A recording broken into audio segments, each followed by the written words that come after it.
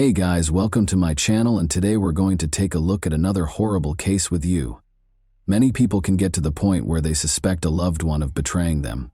Others may give in to the influence of fantasies of retaliation against the betrayer, while others may decide to end the relationship due to such suspicions. However, what if a katana were to make these fantasies come true? The setting for this story was Camas, Washington, in 2018. The topic of discussion was a woman who lived in a nice home in a quiet neighborhood. Alex Lovell was the man's name. For 29-year-old Alex, playing video games was his main passion. He was in front of the computer for about 12 or 13 hours every day. Alex took his pastime so seriously that he routinely performed shoulder, wrist, and hand exercises. He even worked on a unique mouse control method to improve his efficiency as a gamer or player. At the age of 30, Alex's girlfriend Emily Javier was not pleased with his obsession. After 2 years of dating, the young couple noticed that Alex was spending more and more time playing games and having less time for her. Emily, of course, did not like this situation. When Alex made the decision to pursue a career in professional gaming, her patience reached a breaking point. Emily struggled to accept a gaming rival, even though she was somewhat comfortable sharing her boyfriend's gaming habits. When she found the Tinder dating app on Alex's phone, her resentment reached new heights. She became very suspicious of this. She therefore realized that Alex had found another girl when she saw red hairs in the shower and scratches on his back, even though her hair was then dyed green. Convinced that he would simply deny everything, Emily started to plot a retaliation that would enable her to permanently get rid of him, rather than confronting him head-on. She considered purchasing poison, getting a gun, or hiring a killer. No, she purchased a katana at a shopping center. That was the only thing she could think of right now, driven by anger. She therefore made the decision to give herself an additional week to polish her strategy. She entered the question, how to kill someone with a sword, into a search engine while she was at home with the katana. Not surprisingly, her question was answered in a rather direct manner. In order to start their last journey to the Hawaiian Islands with Alex, the girl bought plane tickets at the same time. She confessed that she was tired of life in 2 notes, one to her mother and the other to a close friend. She also wrote Alex a note, though it's unclear what it said and when he was meant to read it. At first, it seemed as though she wanted to do something to herself while on vacation. However, how did she intend to exact revenge on Alex? Kill him too? It's feasible, particularly considering that she could have brought the sword with her if she had checked it in with her bags, rather than bringing it on her person. One evening, though, Alex came home at about 9. He wanted to go to bed and hardly gave his girlfriend any attention. Emily became emotionally unstable as a result of this. She taped 2 additional knives to her side of the bed in case her sword plan didn't work, and she concealed the katana there because she felt she could no longer stand such treatment. She went back to her boyfriend after completing her preparations and offered him a drink to help him fall asleep more quickly while intoxicated. Emily hid the man's phone, which he would need to call for assistance after he fell asleep quickly. She illuminated his neck with the light from her own phone so she could see better and aim more precisely. Her hand went to the katana, but just as she was about to attack, she unintentionally struck Alex in the head with the katana's back, waking him up. An adrenaline rush helped Alex quickly regain his sense of direction and start using his hands and feet to block Emily's next blows. At last, he was able to hold her tightly. He exclaimed in his final moments that he loved her and was shocked that she was attempting to murder him. Alex was on the verge of fainting and begged her to call for assistance or he would perish. Emily, oddly enough, listened. A dispatcher received a call from a girl who was hysterical at 1:54 a.m. on March 3rd. She was yelling that her boyfriend had been hurt. When she inquired as to where the girl had hurt her boyfriend, Emily exclaimed, "Everywhere! Everywhere!" The dispatcher wanted to know where the knife was. The girl responded, shocked, that she had used a samurai sword to attack her boyfriend. The dispatcher advised her to bandage her boyfriend's wounds and asked her to go back to the bedroom where he was to see if he was still breathing. Emily, however, insisted that she couldn't go there because there was too much blood. She snapped back to reality and saw that her boyfriend was actually dying. She even considered the possibility that he was already dead. Officers soon showed up on the scene. Alex was curled up, covered in blood when they entered the bedroom. He had deep gashes on the left side of his head, neck, and torso. among other potentially fatal injuries. Emily had nearly severed 3 fingers on his hand, cut his legs, and broken his wrist. Emily was taken into custody without protest and with tears in her eyes.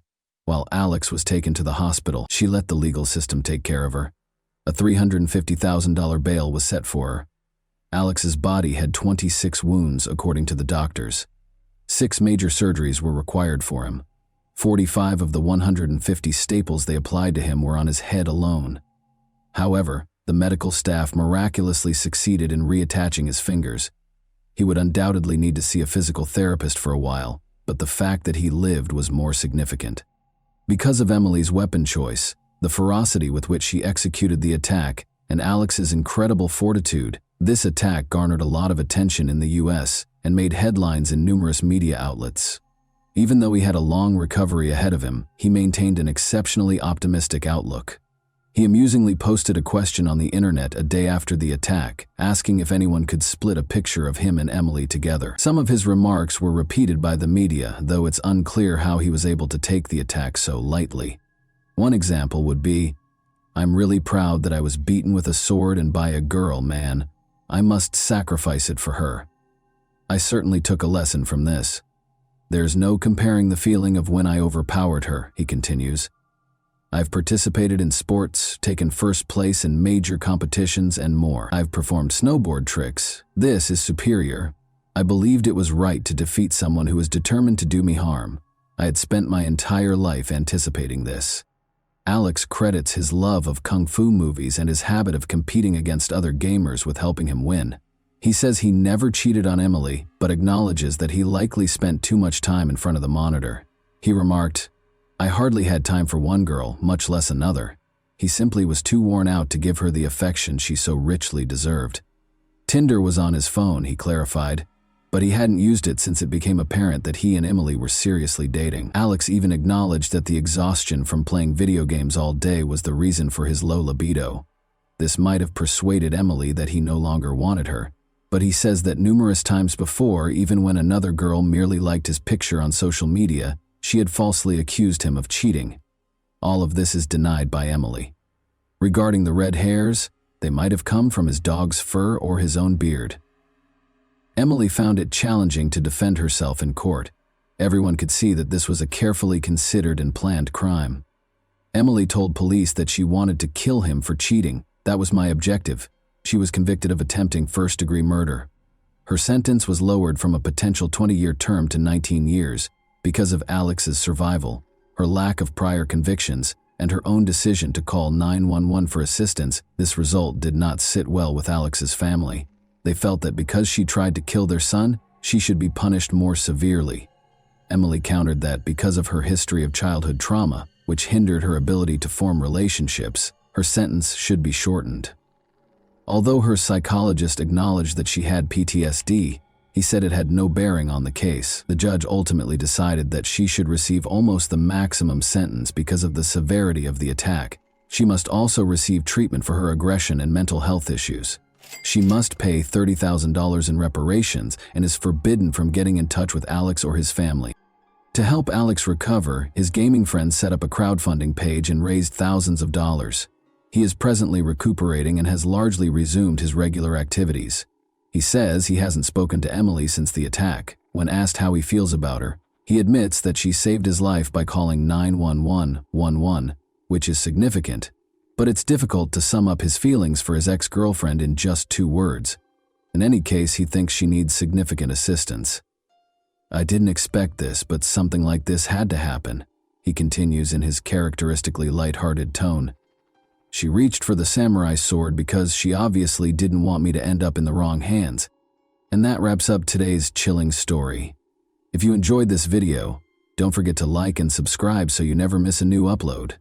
Also, let me know in the comments, what part of this story shocked you the most? Thank you for watching, and I'll see you in the next video.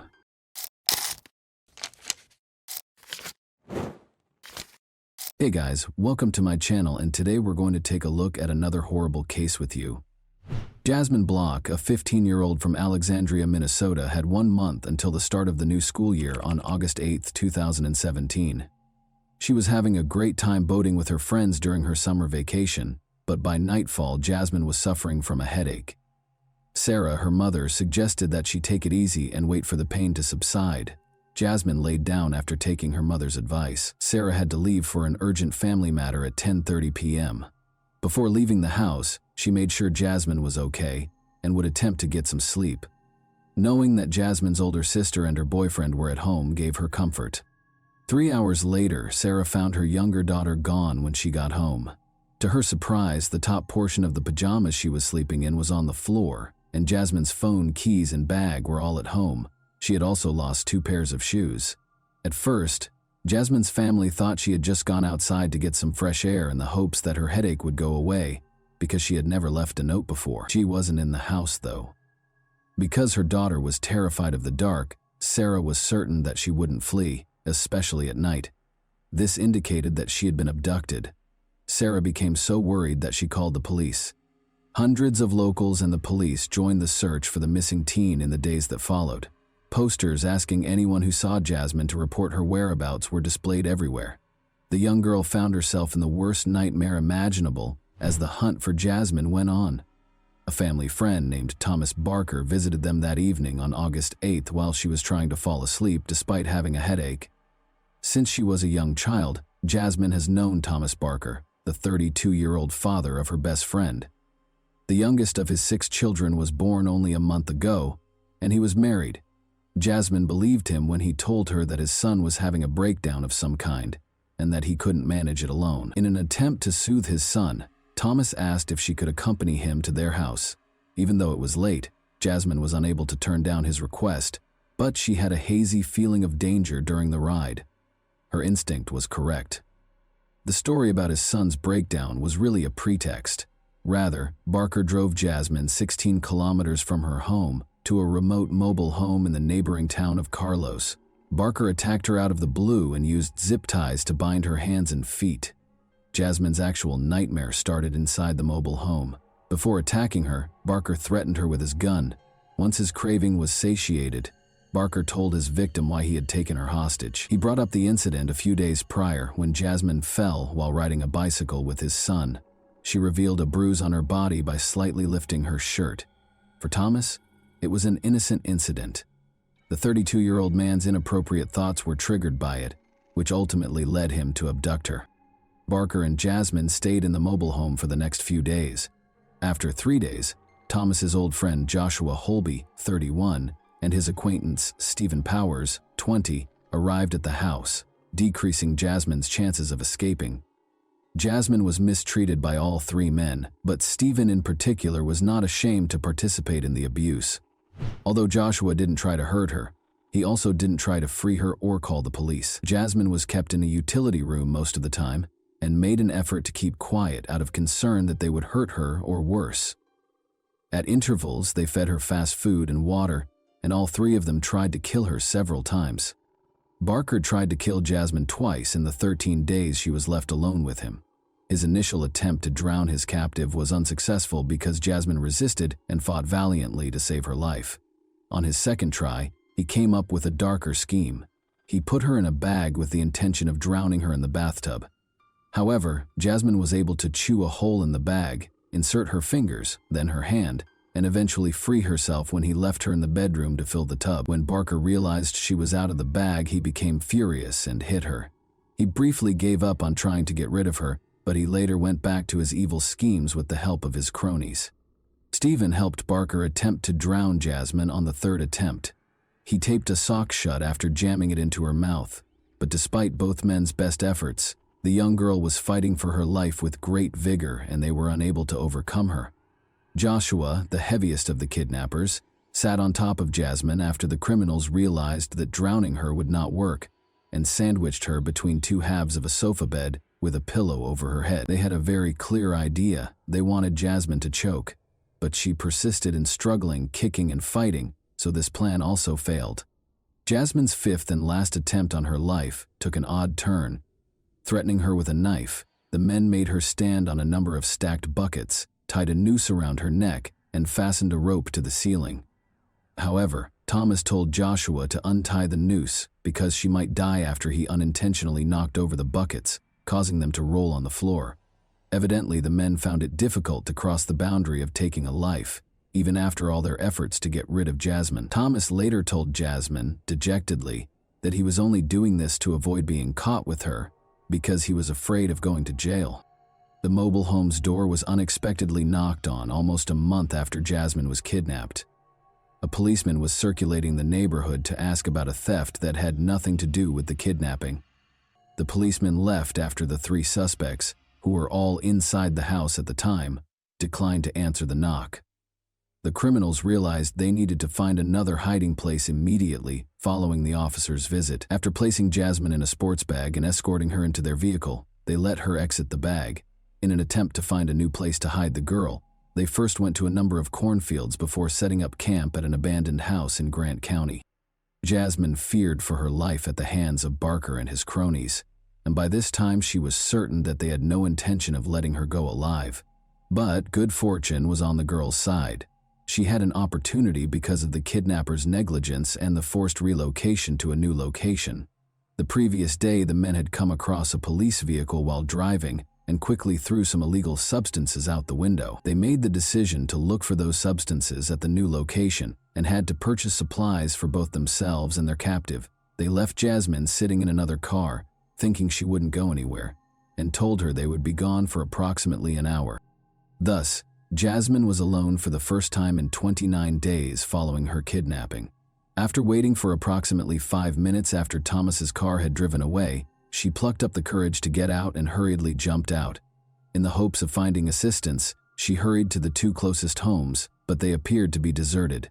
She didn't even think twice before jumping into the water when she spotted a house across Thompson Lake. In order to swim more quickly, she removed her pajama pants and shoes. When she got to the opposite shore, she saw Thomas's car as she crossed a field and came out onto the road. Jasmine hurried to hide in the grass, keeping low and trying to control her labored breathing so she wouldn't be noticed. She was so relieved to discover that she had erred in putting someone she had never met before behind the wheel. Jasmine ran across the street and across the field to a house close by.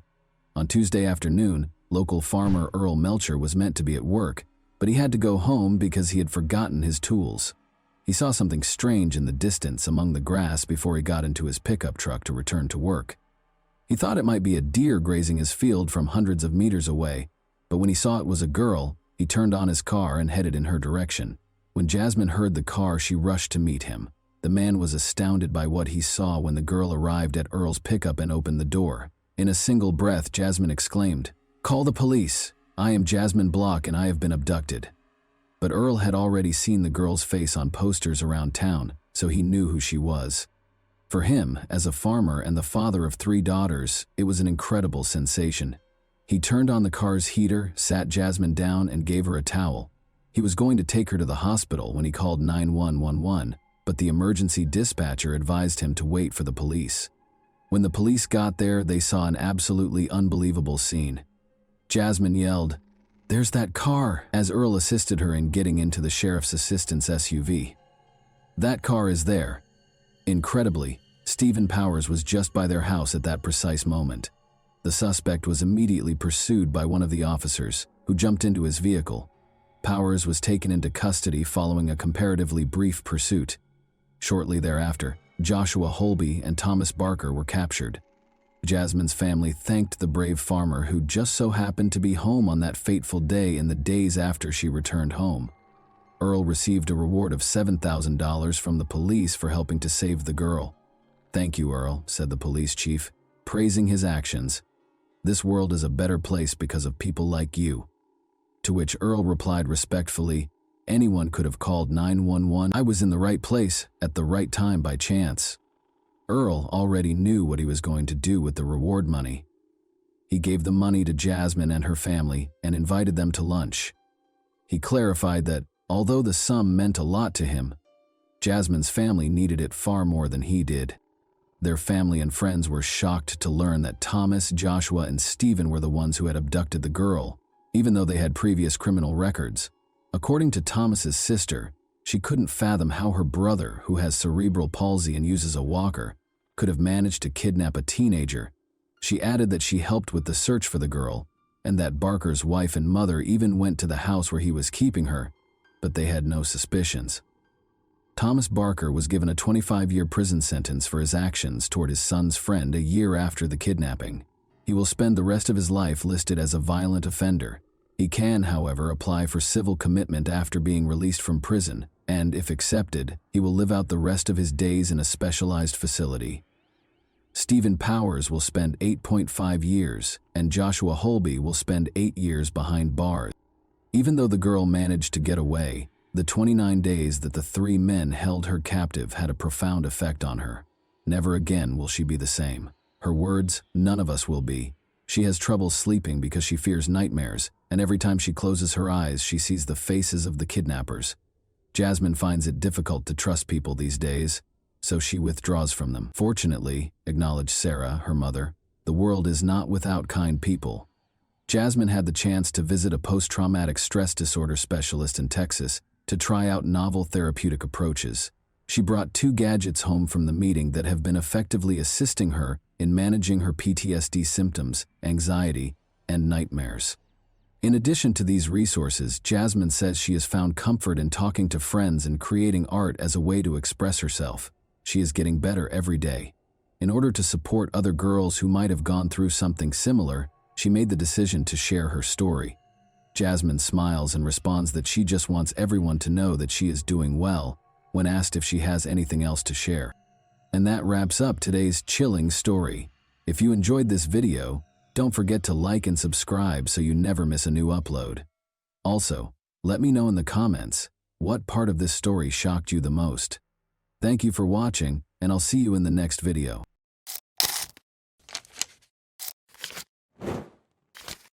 Hey guys, welcome to my channel, and today we're going to take a look at another horrible case with you. As they did almost every day of that year, Serena Tolson and her friend Israel spent the evening of January 23, 2012. The young couple was unaware of the descent of the dark night. They heard a scream while they were seated at a picnic table in the neighborhood park. Since it was 2:30 in the morning, it couldn't have been children playing. Israel and Serena ran toward the source of the shrill scream when it recurred. The scene that played out in front of them looked like the bloodiest horror film ever. A man was hovering over a girl in the middle of the road, repeatedly stabbing her with a knife. Serena yelled for the man to stop as she ran toward him. Israel shoved the assailant away from the girl, but the man got up and fled back to his car as Serena was calling the emergency hotline. With a bigger knife in his hands, he moved away from it. The two were pursued by the man. Israel and Serena dispersed in different directions, but when Serena turned around, she saw that he was going back to his victim to complete the task he had begun, not chasing after her. Serena was unable to speak because of the noise the big knife made as it entered the victim's body, and the girl saw him thrust it into her. The girl was dead, she told the operator. In the meantime, the man went to his vehicle, climbed in, and drove off. Melissa Dahm was born in the well-known resort city of Clearwater, Florida, which is renowned for its immaculate white beaches. Being the youngest in her family, Melissa was surrounded by her parents' and older siblings' love as she grew up. She never had any issues. She wanted to make her parents proud, so she did well in school. In an effort to become independent and self-sufficient, she secured a job at Dairy Curl to cover her own gas, insurance, and other costs. Before going to the beach to purchase ice cream, everyone would stop at Dairy Curl due to the cafe's proximity to her home and the frequent visits from her friends. Melissa loved her job there. Melissa first became aware of Robert Burton at Dairy Curl. Although he was a few years older than Melissa, they went to the same school. Robert's amiable and charming demeanor enthralled the girl. He was tender and kind. The young couple wanted to spend more and more time together, even though they seemed to be very different from one another.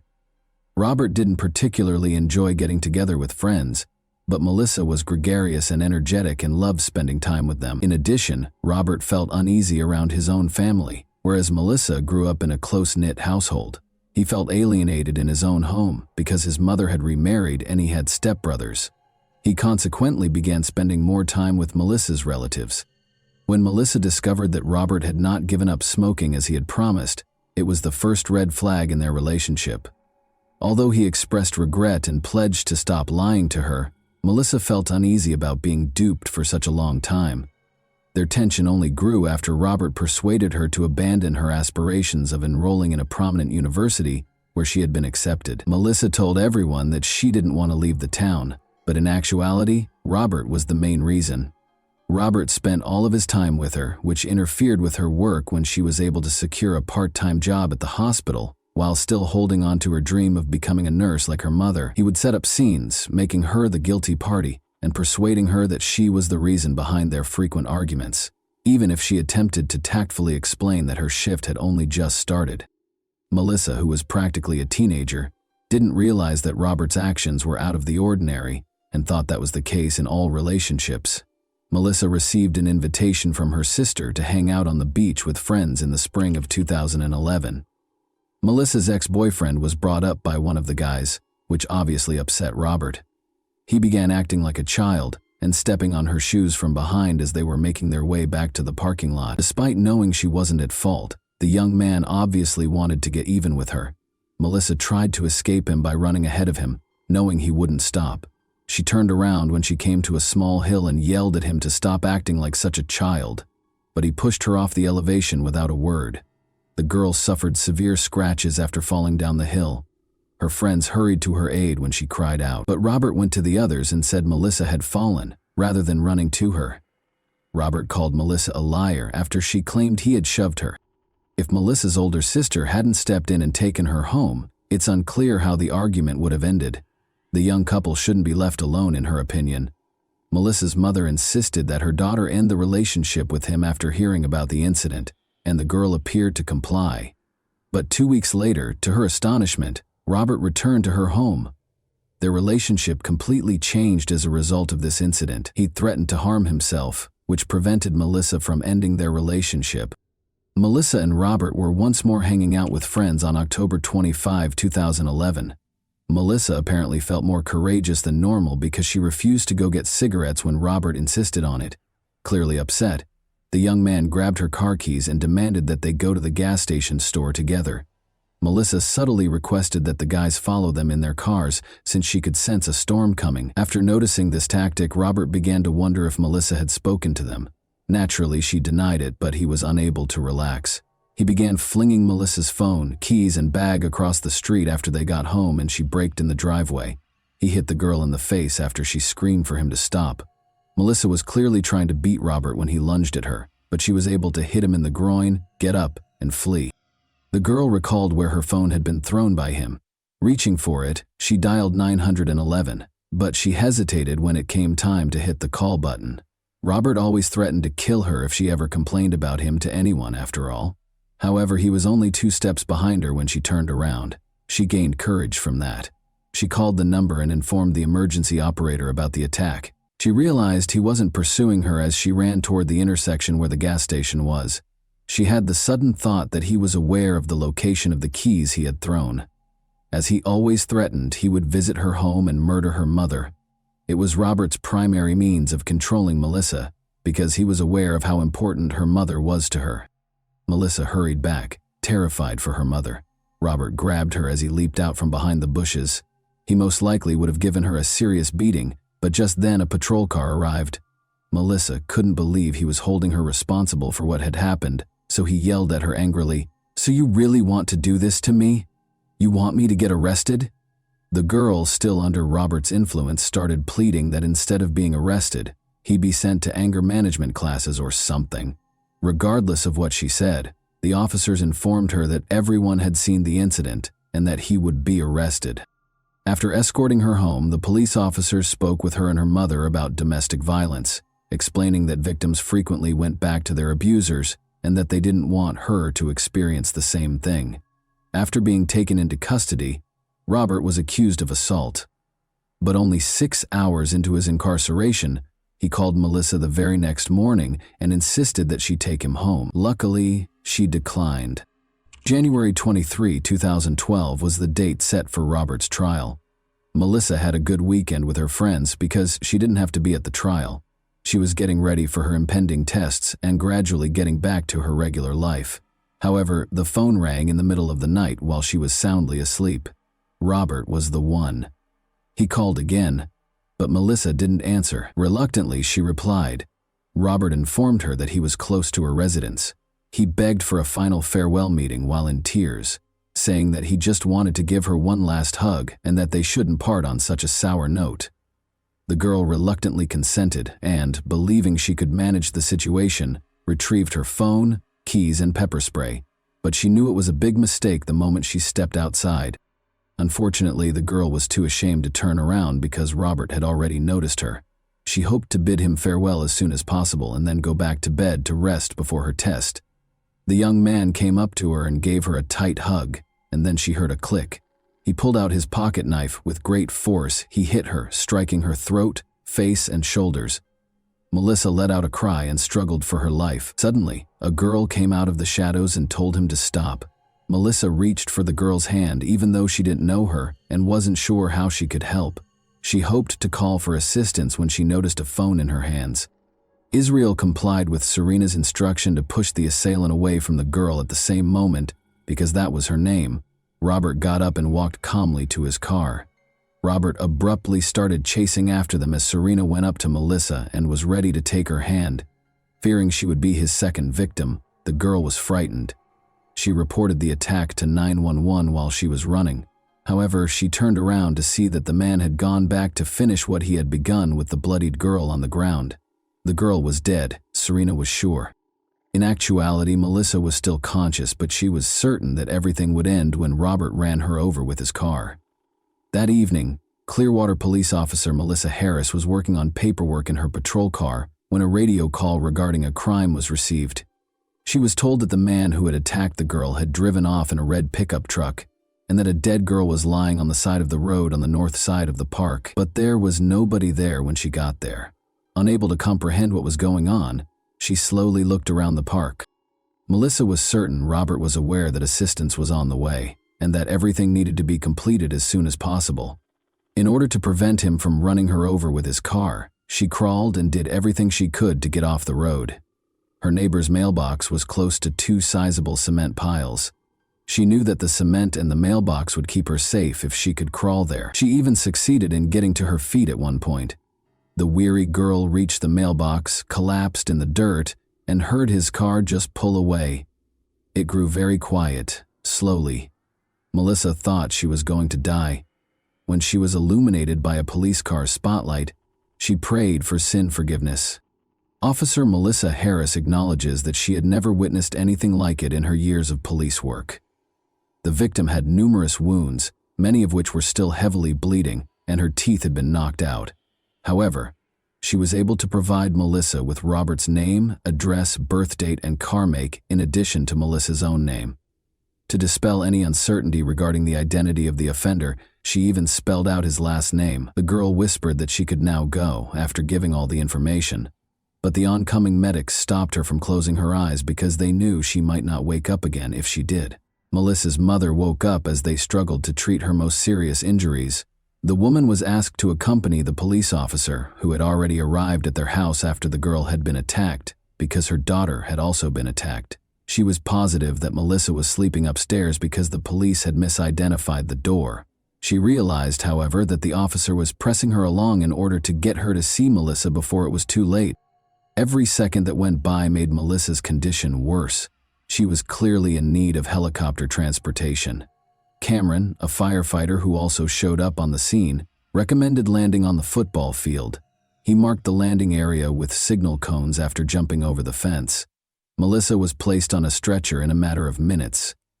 Nobody thought she would live, and her condition was critical. Cameron, however, felt somehow certain that he would see her again as he watched the helicopter take off. Melissa came dangerously close to death multiple times on the operating table. Her body just didn't have enough blood, and her heart had a hard time pumping it. As a result, while transfusing blood on one hand, the doctors attempted to halt the bleeding on the other. 3 hours later, she was still breathing and squeezing the surgeon's hand feebly. It was only at that point that the weary medical staff decided to take a break and let the patient and themselves rest. The police radio announced that Robert had been spotted in the city in the morning. Presumably to wash away Melissa's blood, he made a stop at a store and purchased a large amount of water.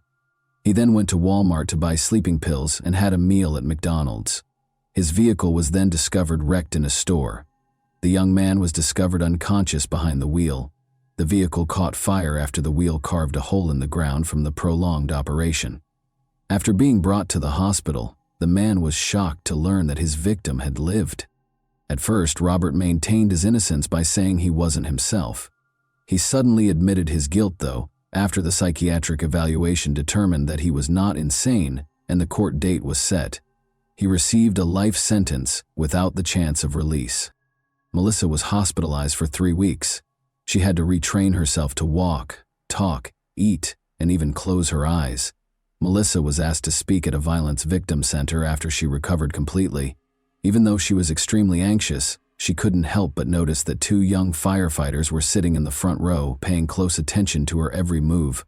As it happened, Chief Cameron had called to let them know Melissa would be speaking close by and suggested they surprise her. The fact that Melissa was the same girl he had assisted in rescuing in the helicopter astounded Cameron.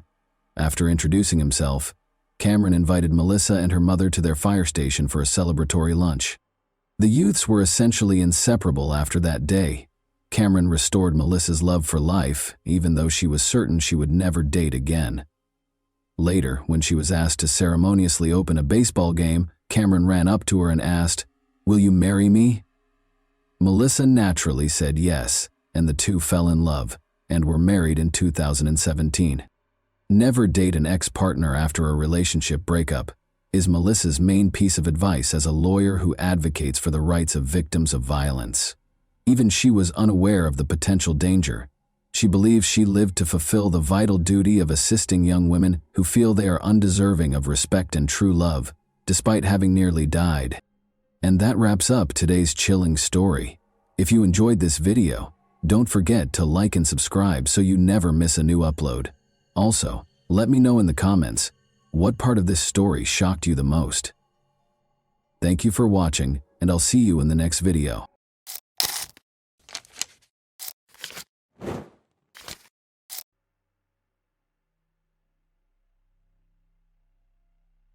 This is the story of a murderer who avoided punishment for years, despite numerous facts pointing to his involvement in a small town. A 13-year-old girl vanished, and it was not discovered until 24 hours later. This case remained unsolved for over 10 years, and it was finally resolved in the summer of 2021.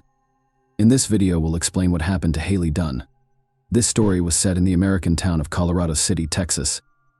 This location is typical of low-rise America, covering 14 square kilometers. On Christmas Day 2010, the town had a New Year's vibe. Haley Dunn, a 13-year-old girl living with her mother Billy, boyfriend Sean, and older brother David, had a happy Christmas. Her mother divorced her father, Clint, when she was 10 years old, but they never stopped communicating. Her father lived across the street from Haley's house. On December 26th, the girl spent the majority of Christmas at her father's house, unwrapping presents before returning home to play video games and go to bed. The following day, her stepfather and mother went to work as usual. Billy left her cell phone at home so that the kids could reach her. Before leaving, she peeked into her daughter's room while she was still sleeping. Sean worked in another town, about a half-hour drive away. According to him, he had an argument with his boss that day, which led to him being fired and leaving work only 10 minutes after arriving. He then drove to his mother's house, where he spent some time before returning to Colorado City around 3 p.m. Sean went to pick up Billy from work that evening. When they arrived home, Billy noticed that her daughter was not there. Sean informed her that the girl had gone to her father's house and planned to spend the night at a friend's house. Haley frequently stayed overnight at friends' houses, so her mother took this information calmly. Small towns like this often have the illusion of safety, so parents are less worried about their child's safety. On December 28th, Haley did not return home. She went door to door, but no one saw the girl that day. Billy went to the police around 2 p.m., but they chose the easiest route. The police's main theory was that she had fled from home, which initially hampered the investigation. A voluntary escape is not investigated to the same extent as a missing minor. They searched Billy and Clint's houses and brought search dogs to the scene. The next day, they followed Haley's trail from the house to a nearby motel. It was extremely strange. None of the motel employees had seen this girl. She was not captured on any security cameras, and a thorough search of the premises yielded no results. Trained dogs pointed to a motel, but the girl apparently never arrived. As word of Haley's disappearance spread throughout the city, dozens of concerned citizens joined the search. Some looked around the area, while others printed and distributed flyers. And now we come to another strange moment. Clint, the girl's father, almost never left the street. He looked in every corner, nook and cranny, including dumpsters. He said he couldn't sit at home and wait. Meanwhile, Billy and Sean were less enthusiastic. The mother distributed flyers but refused to go around the neighborhood looking for her daughter. She stated that searching gave her the impression that they were already looking for her body, and that there was no hope of finding the girl alive. Sean didn't participate at all, which isn't the strangest thing. Billy and Sean hosted a New Year's Eve party on December 31st, 4 days after the girl had gone missing. They had friends over to listen to music, drink, and party. Without a trace seemed completely absurd. On January 3rd, a week after Haley vanished, the police officially declared her missing. This meant that more serious agencies, such as the FBI and the Texas Rangers, could become involved, and representatives from both arrived in Colorado City and began their investigation. Volunteers continued to search the area, and over 100 billboards about the missing girl were posted across Texas and beyond. Detectives completely ruled out the possibility of an escape. For one reason, they couldn't figure out why Haley would choose to take such a step. The day before her disappearance, she had been in a good mood, and for the rest of the time, the girl showed no signs of a desire to flee. Second, all of her belongings were left in the room. If the girl had decided to flee, she would have taken something with her. The detectives quickly realized they needed to look closer at Billy and Sean. Their passive response to the girl's search and the New Year's Eve party made one wonder if they cared about Haley. The detectives discovered that on December 27th, the same day Haley allegedly spent the night at a friend's house, Sean and Billy drew $140 from their bank cards. They admitted that the money was used to buy illegal substances, which the couple consumed that evening while their children were away. Billy failed on 2 attempts. During the first interrogation, she was under the influence of drugs, and the second result revealed she was lying. Sean failed 2 interrogations and walked away before answering the third. Billy suspected Sean was involved in her daughter's disappearance and demanded that he leave her home. On January 12th, police officially announced that Sean was being treated as a suspect. Several factors contributed to this conclusion, including the couple's strained relationship. The police examined Sean's phone's geolocation data and discovered that his account of the day Haley disappeared did not match reality. He did arrive at work and stayed for 10 minutes before returning to Colorado City to Billy's house. It wasn't until later that he drove to his mother's house. It's worth noting that the police tracked the phone's location. The girl repeatedly mentioned being afraid of Sean. Haley told her best friend that she preferred to spend time outside or at friends' houses because she didn't feel safe with Sean. She once told her grandmother that she often saw Sean standing in front of her bedroom door in the middle of the night, and she was afraid he would come in. The police soon became aware of a conversation with Haley's uncle about the girl's disappearance. Her uncle said roughly the following: "I can't believe anyone would harm a child." Sean's response was extremely unusual. He compared it to killing a deer with all of this information in hand.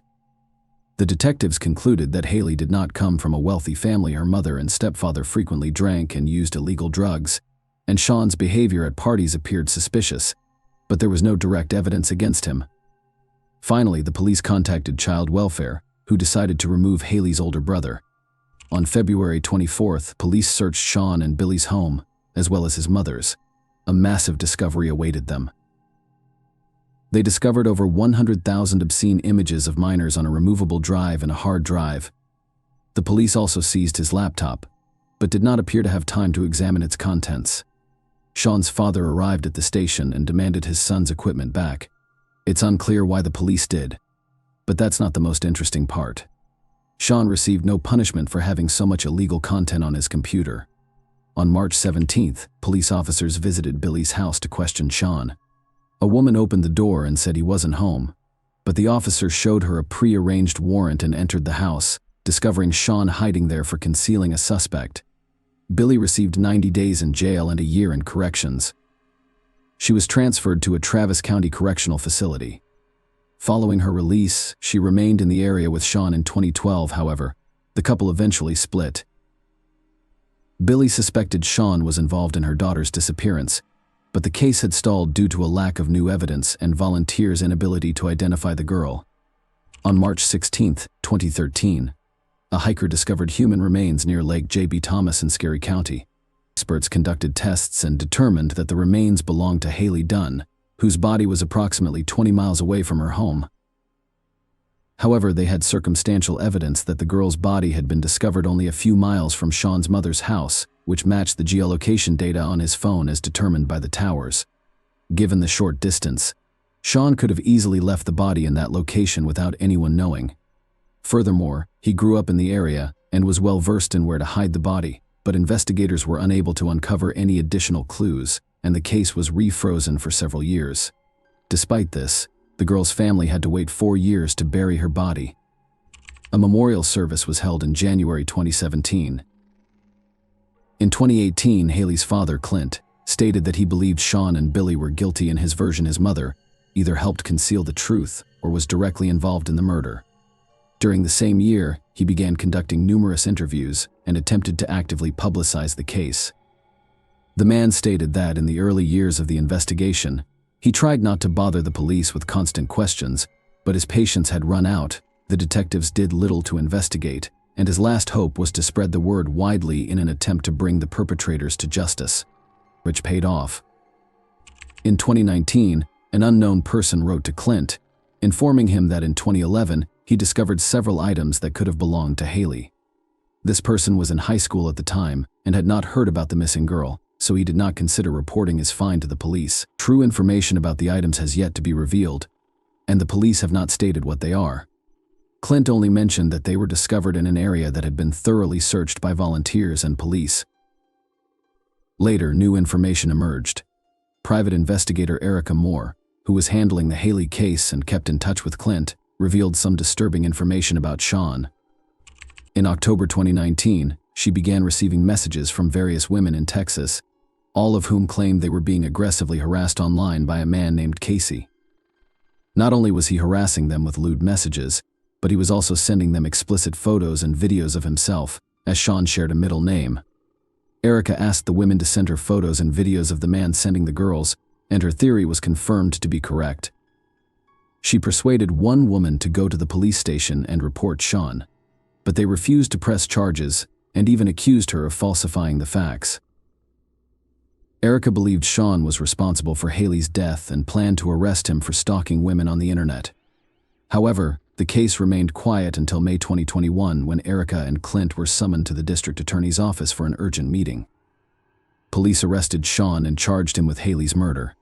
He is currently in Vail, awaiting trial on $20 million bail, but police have yet to reveal what new evidence led them to make this arrest. Apparently, this information will be kept secret until the trial. All we know now is that the police were granted permission to collect Sean's DNA sample shortly before his arrest. There may be a connection here to Haley's belongings, which were discovered in 2011. When Billy learned of her ex-boyfriend's arrest, she made a strange statement. She said she wasn't surprised Sean was involved in the murder, and she wanted to believe in his innocence until the very end. She also thanked God that the man would now be punished for his actions, which Billy had actively obstructed during the initial investigation while defending Sean. A date for the trial will be announced soon. At this point, it is difficult to predict whether a conviction will be obtained. It will be determined solely by the significance of the evidence, which police are now withholding in any case. Sean remained at large for over 10 years, despite the fact that all evidence pointed to his involvement in the murder. Haley's complaints to friends and relatives, the use of forbidden materials with children, and the man's constant lies during interrogations raised suspicions on all sides, as did Billy. She initially expressed no desire for justice for her daughter, Clint, but, unlike her, he worked hard and got his way. In one interview, Erica Moore hinted that the case would not have been solved without his participation.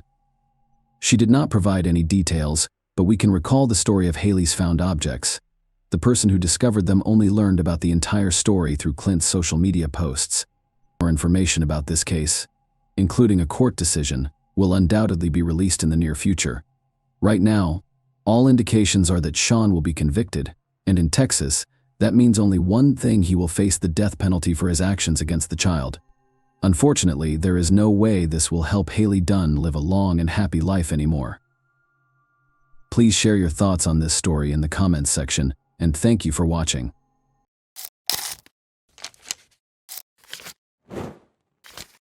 Hey guys, welcome to my channel, and today we're going to take a look at another horrible case with you. Little Bria had only ever been frightened by imaginary monsters. She called her mother, Michelle, on November 20, 2000, claiming to have seen someone outside the window. The day before, 3 armed men wearing masks broke into her house. Michelle looked out and saw no one, so she dismissed her daughter's words as the product of her young imagination. The difference with this incident, though, was that Bria saw them. They had looked through the window. Michelle and Bria were being held at gunpoint in their own home's living room by the same individuals who had been there the previous evening. In a peaceful San Diego, California suburb, it was November 2009. Michelle Renee was 35 years old and had just returned home from her job as a manager at the bank. She and her 7-year-old daughter, Bria, resided in a rather remote home. Michelle had been a bank manager for more than 13 years. Putting in a lot of time and effort to advance through the ranks and land a job where she was respected and trusted. She was happy to be home with Bria after a long day. The two of them were playing Game Boy on the couch when a loud noise suddenly burst from somewhere behind them. Michelle saw 3 people when she turned around. As though they were a takeover squad, they stormed into the house. This was obviously not a SWAT team, though. The strangers wore all black clothing and were armed. Bria and Michelle screamed. When Michelle was grabbed by her hair, a gun aimed at her face and flung to the floor close to the couch, she was able to see her daughter running into another room. After securing her with duct tape, they turned the woman to face her daughter, who was lying face down close to the door with her hands and legs bound. "Are you going to kill Mommy?" Bria asked. "Do you intend to murder me?" The strangers said, "No, if the mother does everything we tell her to Michelle's belief that they had broken in to kill them. Michelle was told bluntly by the illegal intruders, "You will rob the bank for us, or we will kill you, and your daughter will be first." The intruders told Michelle that they had been watching her for months and had a plan because they knew she was a bank manager. They would stay with her all night to give her instructions and make sure she understood exactly what she was supposed to do. As they held her and her daughter bound on the couch with tape, the gang leader gave her explicit instructions throughout the night, stressing what she needed to do repeatedly. He told Michelle that 6 more gang members were standing guard outside, waiting to murder her if she did anything stupid. Around 11, a female voice on the radio caught his attention, as if to reaffirm what he had just said. He was told by the accomplice that a car had pulled into the driveway. The neighbor of Michelle and Bria had shown up. She lived in the same building and was named Kimbra. She was obviously very drunk after returning from a night out. She shocked the criminals by resisting their attempts to grab her. One of the criminals shouted at Kimbra not to move while pointing the weapon straight at his face. In an attempt to shield her friend, Michelle pushed his arm away, but he pointed the gun at her and hissed at her to never touch him again. Kimbra was finally restrained, and they all waited for dawn. Michelle became aware that she might be spending her final evening with her daughter. She needed to share everything with Bria. Thinking that this might be the last time she would ever touch her daughter's hair or see her sleeping, the mother smoothed her hair to give her some space to rest. The nightmare persisted in the morning. The robbers' leader told her to get up and prepare for work at 6 o'clock. He interrupted her to apply dynamite to her as she was getting dressed and arranging her hair. She was in excruciating pain as he taped it firmly to her back. Kimbra and Bria were also outfitted with sets of explosives by the criminals. The girl sobbed and asked what it was, but the mother merely muttered something because she didn't want her to become even more terrified. Then they showed Michelle something that looked like a lock on a door. According to the man, it was a detonator, and he would press the button if she made even the slightest mistake. The detonator had a 10-meter radius, he added. Bria was placed in her bedroom closet by the criminals. The mother reiterated that everything would be all right and that she would be back shortly. "Mom, have courage," her daughter said. 2 men remained inside the house as Michelle left, and the gang leader gave her a suitcase containing a sports bag before hiding in the backseat of her Jeep. As she always did, she was headed to work in a minute, but this time she had a gun pressed against her side and dynamite strapped to her back. She parked in her usual spot when she arrived, and the man told her she had 5 minutes to come out with the money after the cash collector arrived before she got out of the car. He had his finger on the detonator in case something went wrong. Around 9 o'clock, the cash collector showed up and handed over the cash. Michelle was in charge of getting the money because she was a bank manager. Michelle asked her colleague to go with her to the vault as soon as his car pulled away, and she explained the situation. Michelle was left with no choice but to stuff the bag full of cash while her colleague watched in horror as the bank manager did something so unthinkable. Her heart pounded. Was she moving quickly enough? Naturally, Michelle's co-workers informed the police about the incident. But first, she took $360,000 out of the bank. She climbed into the Jeep and got ready to do whatever was asked of her. The criminal told Michelle that she would find her Jeep further down the street and told her to get out of the car after a few blocks. And so, it came to pass. She located her vehicle, got into it, and drove quickly home. The woman didn't know if she would find her daughter alive when she got home. She saw Kimbra's car was gone as soon as she pulled up to the house. She called for Bria as she entered the house, but the silence was uncanny. At last, she heard a small voice. From the other side of the house, Bria was calling to her. Her mother had left the girl in the closet, and she was still there. Relieved, the woman gave her daughter a hug, but it wasn't quite over. Bria saw her mother's expression change to one of panic. The gang leader had departed without taking the dynamite away from her. What if the detonator was used remotely by the criminals? Before departing, Kimbra informed Michelle that they had just cut the tape and thrown the explosives against the far wall, removing the dynamite from the girl and her back. They all rushed to the nearby homes after that. Investigators from the FBI, police, and even a bomb disposal team quickly swarmed the street. The officers soon realized that the dynamite was a fake, consisting only of 2 sticks painted red.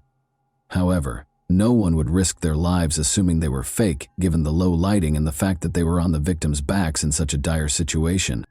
However, Michelle made an effort to commit every detail that might aid in identifying the criminals to memory during the incredibly terrifying 14 hours that she was held captive. It made it possible for her to concentrate on something else rather than the situation's horror. Actually, it was her special talent for picking up on subtleties in people's looks and actions that others might miss. She committed the criminal's physique to memory, attempted to gauge their height from the house's furnishings, took note of their footwear and jeans, and examined the appearance of their weapons. She eventually had to use the restroom, so the gang leader accompanied her. She flipped the switch, brightening the man's face as he led her to the restroom.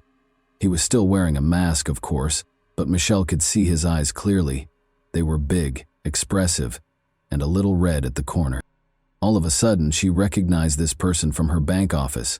She frequently handled new client accounts in her role as bank manager, and on that particular day, a man had visited her office. He clarified that he needed information about opening accounts and making investments because he would shortly inherit a sizable sum. He repeatedly asked the same questions while seated at her desk. The man introduced his companion as Lisa, and they departed when a woman finally came in and said, "Chris, we need to go." However, he gave Michelle his business card before he left. She put it in her desk's top drawer. Michelle's mind was racing with all of these ideas, and she felt that she needed to be extremely careful and not even hint at her recognition of him. Additionally, she recognized his accomplice because she occasionally heard Lisa's voice on the radio. They wouldn't let her die if she messed up. Michelle then requested that the officers immediately check her desk's top drawer. The business card wasn't a fake. It was there. Christopher Butler was the man's name. Butler's conviction as a bank robber was quickly discovered by the FBI. They discovered his residence and placed him under observation. The bank was only a few kilometers from Butler's home and that of his fiancée, Lisa Ramirez. The other 2 men, Robert Ortiz, who had his sights set on Bria, and Christopher Higgins, a big man who protected Michelle, were soon recognized by detectives. The decision to arrest Christopher and Lisa was made on December 1. They were allegedly pulled over for document verification during a routine traffic stop. There was just so much evidence in the car. In a stressful situation, the pneumatic gun in the glove compartment appeared completely real. In addition, the officers discovered a black bag Michelle had described, gloves, homemade masks, Michelle's credit cards, banknote adhesive ribbons, and even a door lock that the criminals had managed to pass off as a detonator. 2 investigators waited for more evidence in the house. Officers discovered a sample of dynamite bearing Christopher and Lisa's fingerprints, along with all the ingredients needed to make fake dynamite. Because they were sure they wouldn't be linked to the crime, the accomplices left a ton of evidence. The $360,000 that was stolen, however, was not discovered by the officers in the house or the car. On that same day, they took $93,000 and arrested Higgins. Higgins admitted to everything and talked about going to Vegas for a few $1,000s. Ortiz fled, but he had $32,000 from the bank when he was apprehended in Wisconsin 3 months later, and he admitted to everything. Christopher Butler, however, denied everything, even in the face of indisputable proof. His fingerprints on the dynamite. Lisa rejected his attempt to place the blame on her. She acknowledged that she was the woman Michelle had heard on the radio. She even acknowledged that she came up with the plan to steal the bank manager using fake dynamite. Lisa disclosed that although they divided the funds into 3 sections, over $100,000 of their portion with Butler was pilfered. To the surprise of all, she said Michelle was part of the plot. Everything had to be confirmed by the police. Michelle acted exactly like a real victim of the crime would have when they recreated the events of that day. Every detail of the victims, Higgins, and Ortiz's accounts lined up, and investigators were unable to uncover any proof linking Michelle to the plot. All 4 suspects were in custody awaiting trial by the spring of 2001. But Michelle and Bria were still processing that terrifying night. The girl thought the criminals would eventually find them and kill them, so she desperately wanted to hide somewhere. She changed from a joyful, fearless, and energetic youngster to a terrified being who feared solitude. Michelle took Bria to stay with her grandmother in Alaska in June because of this. She went back to finish things up and moved to Alaska with her dog, essentially no money and a camera, leaving the child with her grandmother. She drove off on a 9-day journey. Since she had committed to returning for Bria's birthday, she was only on the road for 9 days. Their healing really started only after they relocated. Michelle and Bria were prepared to confront their criminals when they returned to San Diego for the trial a year later. Michelle believed the trial was merely a formality because the investigators had gathered so much evidence. How foolish she was. Together, Christopher and Lisa were put on trial. Lisa would find it challenging to maintain her innocence because she confessed during a videotaped interrogation. In order to spare her from life in prison, her attorney made a deal with prosecutor Tom Manning, but he turned it down. However, the judge was compelled to forbid using Lisa's statements in court because she incriminated Christopher as well as herself during the interrogation. The case depended almost exclusively on Michelle's statements in the absence of Lisa's confession. The attorneys for Christopher and Lisa made the decision to pursue Michelle in an effort to damage her reputation. The jury doesn't think angry witnesses are trustworthy. Michelle did not do well on the witness stand, and they were successful. The problem was that Michelle wasn't your typical victim. She had been a stripper for many years. It was a decision she had to make in order to live, and the woman didn't hide it. Michelle left home when she was 15 years old and put in a lot of effort to rise from bank manager to regional vice president before taking a bank manager position to spend more time with Bria. She kept up her exotic dancing for a while even while she was employed at the bank. However, Michelle's integrity as a witness was called into question by something else. She falsified her resume and other documents, listing experience and skills she didn't have in order to obtain a job at the bank. This appeared to be less than ideal from a legal standpoint. Butler's attorney also probed her personal life in an attempt to paint her as a careless, egotistical mother who would stop at nothing to get money. Her financial troubles might have served as a catalyst for the conspiracy. Since the FBI reports made no reference to Michelle recognizing Lisa's voice on the radio, Lisa's attorney asserted that Michelle had lied about it, and there was nothing stopping him from adamantly declaring that the voice on the radio was not that of his client, because Lisa's admission was not heard in court. He then asked Michelle about marked bills, which are traceable banknotes that banks store in safes in case of a robbery. She didn't intend to endanger her daughter's life, and the criminals cautioned her against taking such notes. However, the attorney now asserted that it was suspicious. In addition, he questioned her maternal instincts, knowing that her daughter is wearing dynamite. Would a mother rush to the house where she is? Following Michelle's 3-day testimony, Christopher took the stand.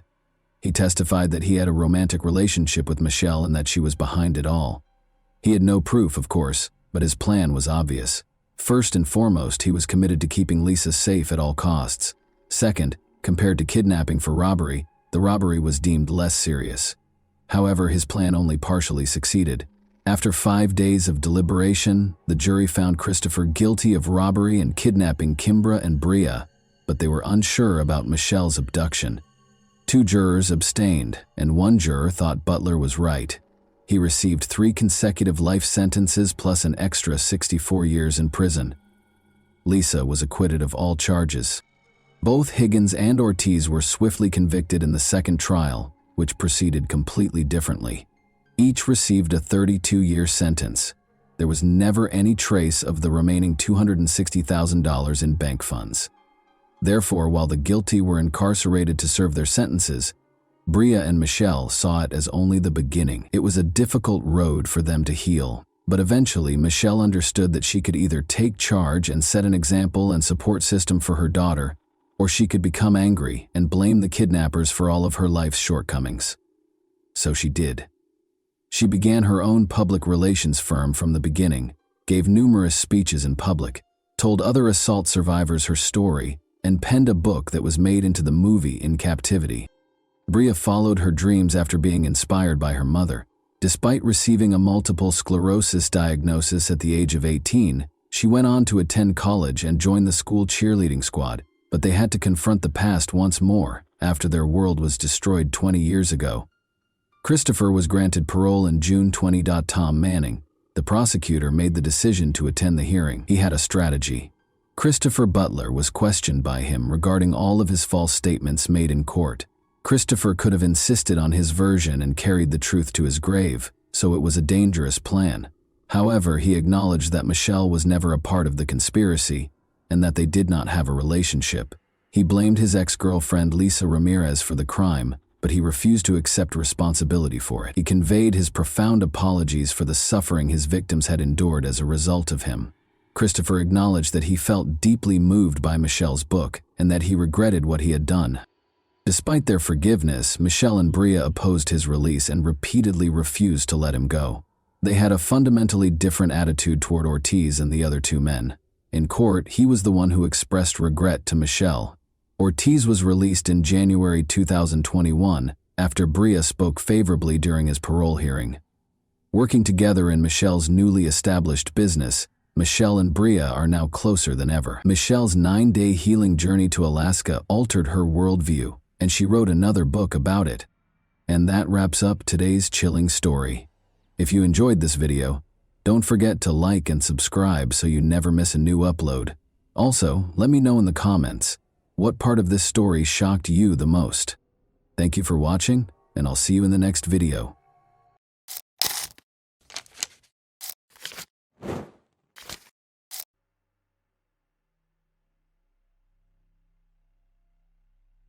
A 24-year-old girl went missing from the store where she worked the evening shift.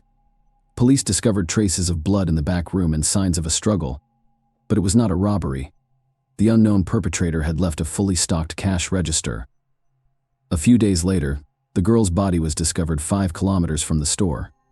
The investigation into this terrible case lasted nearly 25 years. Lisa Seager's fate was unknown for nearly a quarter of a century. Lisa Marie Seager was born March 24, 1968, in Holyoke, Massachusetts. She was raised in a close-knit family with 3 other children.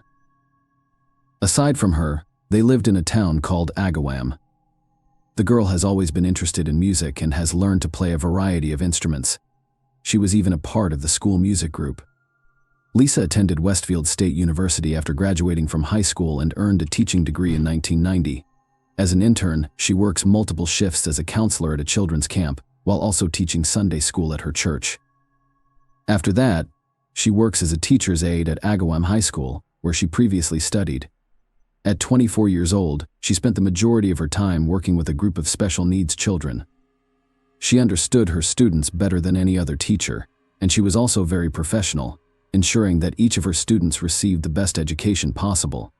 She also worked part-time at a local card and gift shop. On Wednesday, April 15, 1992, she finished her school shift around 5:30 and went to the store, where she worked until 9 p.m. At around 5 p.m., her sister Lynn briefly joined her at work. Lisa recalled being in a good mood that evening, and nothing foretold trouble. The next morning, saleswoman Sophia Maynard arrived at the store and was scheduled to start her shift at 9 a.m. Lisa was surprised to find her car in the parking lot. It was unusual because the girl worked at school in the mornings and was not supposed to be in the store. Sophia thought Lisa might have been out for the morning shift due to the approaching Easter. They were planning to inflate balloons for sale for that holiday. Sophia walked in the store and called Lisa by name, but there was no response. When she approached the counter, she saw her things there, including her wallet and car keys. It all looked very strange, so if she decided to call the police, a squad arrived at the store and began their inspection. Everything seemed normal. A heel strike. Despite this, they were unable to locate any useful leads on the premises. It was soon discovered that Lisa had also failed to arrive at school this morning. The principal even called her mother to see if everything was fine, but she had no idea where her daughter was. Lisa's disappearance quickly spread throughout the small town, and within hours all of her friends, relatives, and acquaintances had joined the investigation. The police began by developing a robbery theory, which quickly fell apart. Nobody had touched the money in Lisa's cash register or wallet. All of the merchandise was also available. Detectives then began to reconstruct the chronology of events. That evening, they learned that Lisa's sister had left the store at around 6 p.m. After talking to employees at neighboring stores, they obtained more information at about 7:20 p.m. Lisa spoke with the owner of the carpet store next door. They discussed a pressing problem with the local parking lot, which was being occupied by bowling alley customers. The owner told her that he himself would not risk voicing his displeasure with the drivers who parked in front of there. The door was open, but the clerk never emerged. The woman thought she heard noise in the back room, but she decided to leave. As a result, the police determined Lisa's disappearance occurred around 8:20 p.m. She served her final customer, and by 9 o'clock, something had happened to her. The detectives were to figure out what had happened during those 40 minutes. The local investigators were assisted by the FBI and state police, who coordinated a massive search. Foot squads searched the area surrounding the store from helicopters. The more distant terrain police dogs were also brought to the store in the hopes of tracking Lisa down. Unfortunately, none of this led to any results. Investigators concluded that Lisa had clearly not left the store of her own free will, so on April 17th, the head of the local police announced a reclassification of the case, which had previously been classified as a missing person case. 2 days after her disappearance, police were already looking into a kidnapping. On Sunday morning, April 19th, all local churches prayed that Lisa would be found alive and unharmed. It was Easter, but there was no holiday spirit whatsoever. At around 2 p.m., the police received a call. A man was walking his dog on the outskirts of town near Highway 75, walking along a wooden area when he noticed a woman's body and immediately contacted law enforcement. Officers arrived on the scene and identified Lisa Seager. They found multiple wounds on her body from a sharp object. Later, medical experts determined that the girl had also been abused. Her body was about 5 kilometers from the store, which meant that the perpetrator most likely drove the girl here in a car. A farewell ceremony was held at the church where the girl taught on Sundays. It was attended by nearly 1,000 people. The residents of the small town, who were accustomed to a quiet and safe life, panicked. Many store owners eliminated single shifts, and employees walked each other to their cars. The self-defense sections became overcrowded in a matter of days. In addition, approximately 300 women applied for firearm ownership permits. The entire town feared that an unknown criminal would strike again. The police and FBI were working on the case almost all day and night. It soon became clear that they had obtained a DNA sample from the crime scene that could belong to the killer. They developed the theory that Lisa's boyfriend was involved, but he had an alibi and his DNA did not match the sample. They discovered that the girl's friends, coworkers, and relatives had all undergone DNA testing, but there were still no matches. The police also received numerous tips from local residents. Some reported seeing a suspicious car on the night of Lisa's murder, while others claimed to know the identity of the perpetrator. However, all of these leads led nowhere, and detectives sifted them from the tire tracks on the road near where the body was discovered. The police determined that they were abandoned by a van or large SUV. Detectives questioned all drivers of similar vehicles and were no closer to apprehending the perpetrator, but they did locate a witness who may have seen the same vehicle. At around 9:15 p.m., an employee from a store near Lisa's workplace, drove home. Standing at a traffic light, she noticed a large SUV pull off the road and head toward the location where Lisa's body was later discovered. The woman was unable to describe the car in greater detail because it was dark outside. She only mentioned that she thought there were a man and a woman in the car.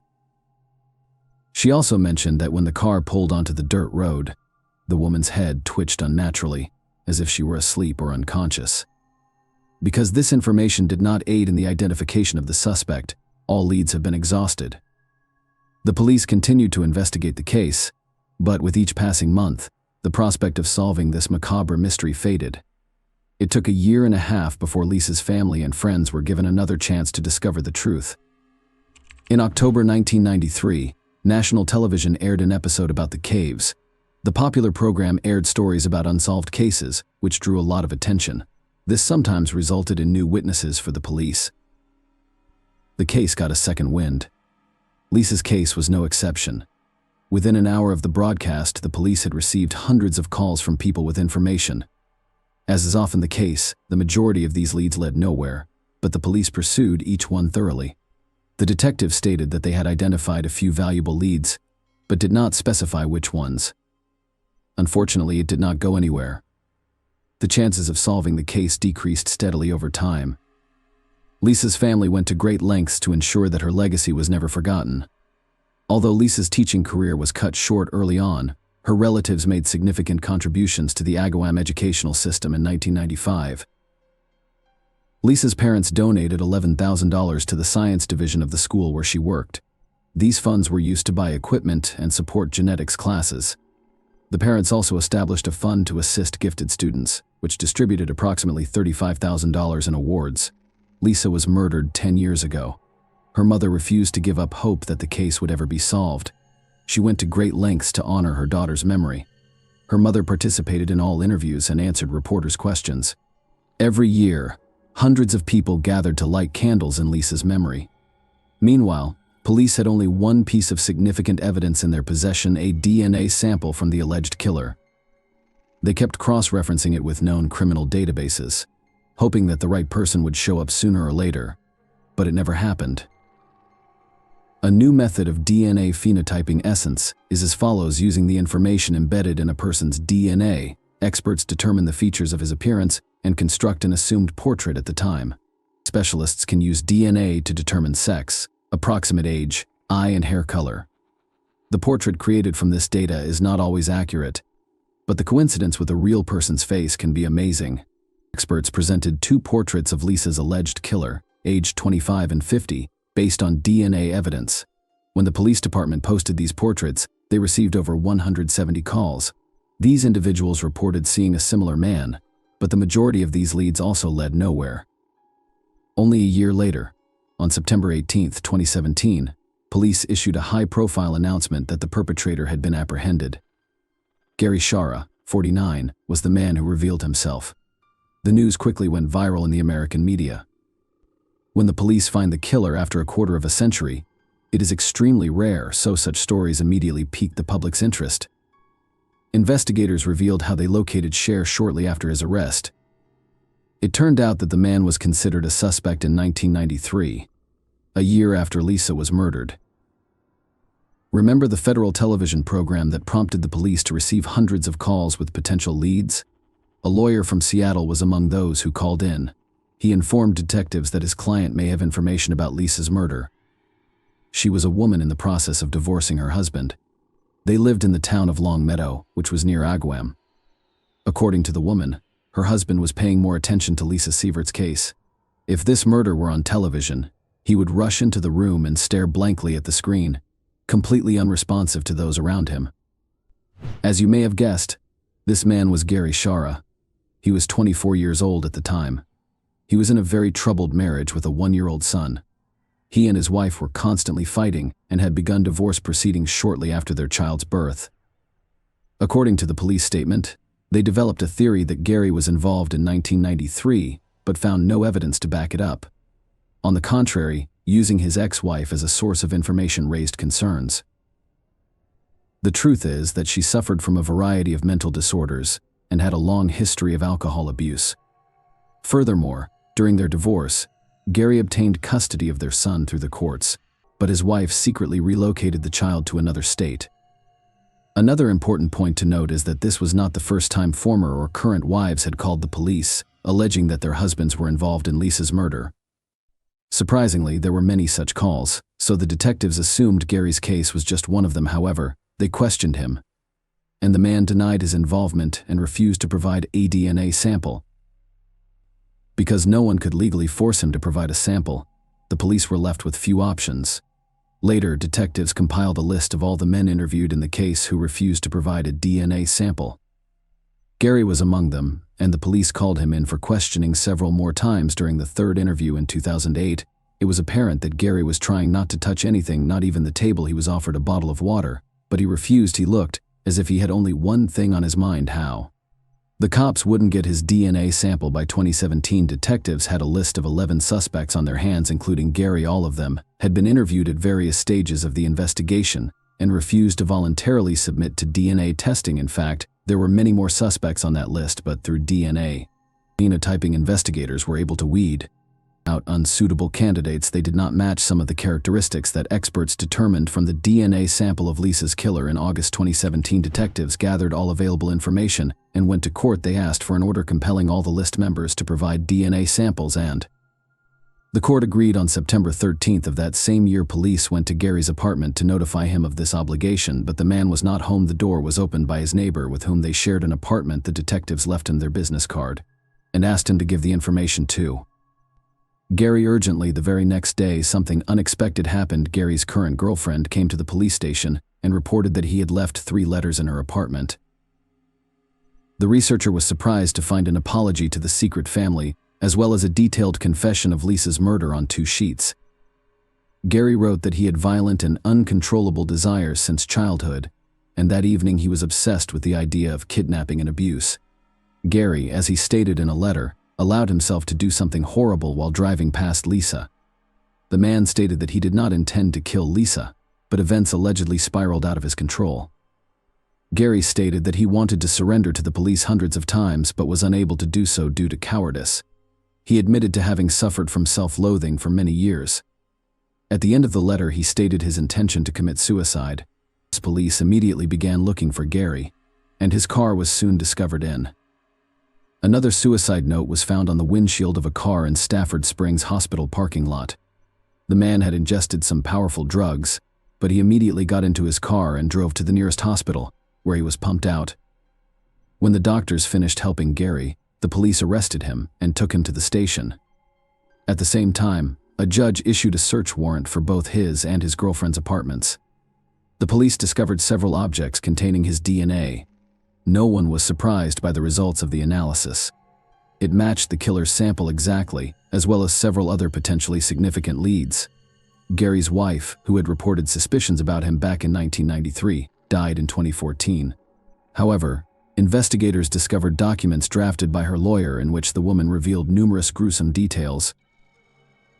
One day, Gary told her in plain language that he could not engage in intimacy with her unless he had a knife in his hand. The day after Lisa's murder, the woman called her sister and told her that Gary had come home late at night, was extremely disturbed, and his body was covered with scratches. He also gave his wife a music box and said that he had bought it at the very store where Lisa worked, except according to Gary himself, it was an older woman with gray hair who sold it to him. The problem is that no such employee has ever been there. It is not clear why all these details were not reported to the police in 1993, and it is impossible to find out now. While in custody, Gary suddenly proclaimed his innocence and refused to confess to what he had done. In all likelihood, he was driven by simple fear, but with that kind of evidence, there was no chance of getting away with it.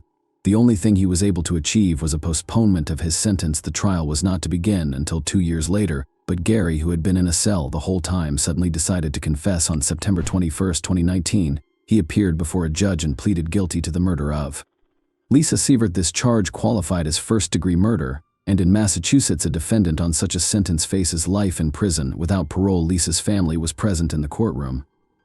Her mother, who had waited 25 years to learn the truth, spoke. She thanked everyone involved in the investigation, as well as the ordinary concerned people who had been there for her family throughout. As a result, the killer went on to live the rest of his life Despite taking a quarter of a century, one of the state's longest-running criminal cases was finally closed behind bars. The harsh reality in such a situation is anything but endless ignorance. Take care and thank you for watching.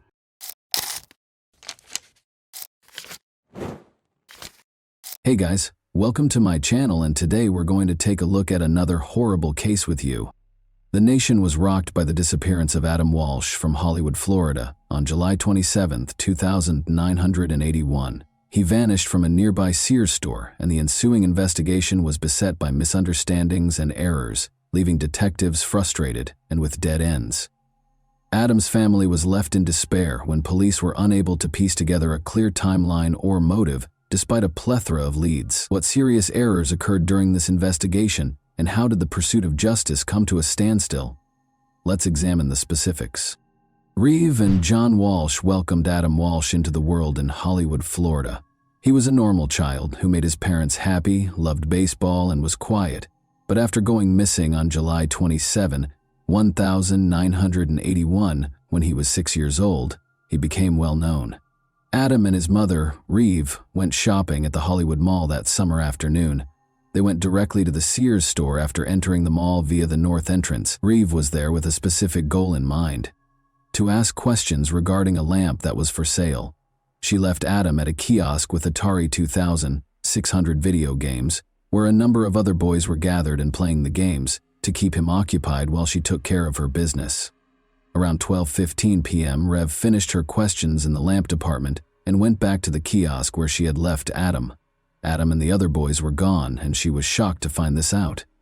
Rev was overcome with fear, as any parent would be when they lose sight of their child.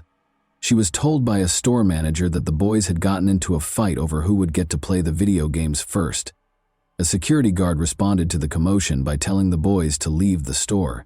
The older boys responded that their parents were not present in the store when the guard asked them if they were. This implied that Adam, who was quieter and younger, probably lacked an adult companion to provide him with support at that time. Adam was a shy kid, and Rev later surmised that he might have been too scared to speak up when the security guard was questioning him. She thought the guard likely didn't realize Adam was alone, because he thought he was one of the boys. The security officer forced Adam to leave through the same door that the other boys had used to enter the store, the Sears West entrance. Adam's parents were increasingly worried about his safety after he went outside because they thought he had lost contact with the group and was now alone in a strange place. As the minutes went by, Rev frantically looked around the toy section for Adam, but was unable to locate him. Her panic increased in intensity with every second that went by. She asked the store staff to shout his name over the loudspeakers in a last-ditch effort to find him, hoping that if Adam heard it, he would come back to her. She kept searching the store, calling out his name and searching every hallway in the hopes of finding him while she awaited a response. She happened to run into Jean, her mother-in-law, who volunteered to assist in finding Adam right away. They searched the store together, asking staff and other customers if they had seen him. But after searching for more than 90 minutes and calling on Adam several times without finding him, Rev realized that time was of the essence. She had a growing fear in her heart that something horrible had occurred. She made the difficult choice to call the Hollywood police at 1:55 p.m. with a heavy heart and a sense of urgency. She had no idea that her worst nightmare was going to come true. A massive search for her son was launched in response to this call, with ground crews searching the area for any hints and helicopters hovering overhead. A horrifying find was made in a drainage canal next to the Florida Turnpike, close to Vero Beach, on August 10. On closer examination, two fishermen saw what appeared to be the head of a baby doll floating in the water, but it turned out to be a child's detached head. They called the police right away, horrified. The Indian River County Sheriff's Office sent Detective Ralphie Latimer Jr. and a deputy to the scene to conduct an investigation. Regretfully, no additional remains were discovered during the canal search conducted by divers from Indian River County and St. Lucie County. Adam's parents, meanwhile, continued to hope that their son was still alive. They were left to look for him by themselves, heartbroken and feeling totally powerless. The FBI's National Crime Database at the time allowed reports of stolen vehicles including horses, but there was no mechanism in place for missing children. Because of this, law enforcement was unable to communicate important details about missing children, giving the impression that Adam might be anywhere. Adam's parents made a public plea for their son's safe return on the Good Morning America television show on the morning of August 11th. In the hopes that their message would strike a chord with viewers and inspire anyone with information to come forward, they shared their anguish and desperation. Additionally, they promised a $100,000 reward for any leads that could lead to Adam's location. This outreach emphasized the gravity and urgency of the situation and was a component of their attempt to engage the community in the search. The medical examination was essential in identifying the recovered remains as the investigation progressed. Adam's dental chart and the severed head discovered in the canal were thoroughly examined by the coroner's office. One notable similarity that emerged from this comparison was a filling on the cheek side of a lower left molar. This distinctive dental feature verified that the remains were, in fact, those of Adam Walsh. The coroner then conducted an autopsy to ascertain the cause of death. Adam had died from asphyxiation, according to the examination, which indicated a lack of oxygen because of an obstruction of the airway. This suggested that the act was violent and planned. In addition, the condition of his remains indicated that Adam had most likely passed away a few days prior to his head being found. Adam's death was officially declared a homicide by the coroner, which horribly confirmed the worst suspicions. Despite thorough searches of the canal and the surrounding areas, the remainder of Adam's body was never found, which presented a major challenge to the investigation. The nation was shocked when Adam's head was found 130 miles from his Hollywood home. People were saddened and deeply disturbed by the heinous crime. The way the Hollywood Police Department conducted the investigation into their son's disappearance infuriated John and Reeve Walsh. They believed the case was not handled with the necessary urgency from the beginning, which resulted in a disjointed response that made them feel powerless. John took action to bring attention to Adam in those early days. He held press conferences, distributed flyers featuring Adam's photo, and contacted the local media to request information. In addition to finding Adam, they wanted to force a more exhaustive police investigation. They argued for a thorough investigation of every lead during their meetings with law enforcement. They persisted in trying, but the police's lack of cooperation demoralized them more and more. John became a vocal critic of the investigation as a result of his frustration, which eventually influenced his subsequent public policy work. Their message was further amplified by John Walsh's hosting of the 1988 premiere of the television program America's Most Wanted. The program developed into a potent vehicle for bringing attention to wanted criminals and missing children, in order to encourage viewers to pay attention and report any information they may have.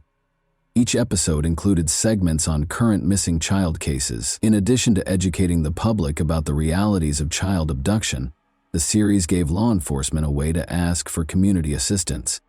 The life of convicted serial killer Otis Elwood Toole was filled with violence, abuse, and chaos. Toole was born in Jacksonville, Florida, on March 5, 1947.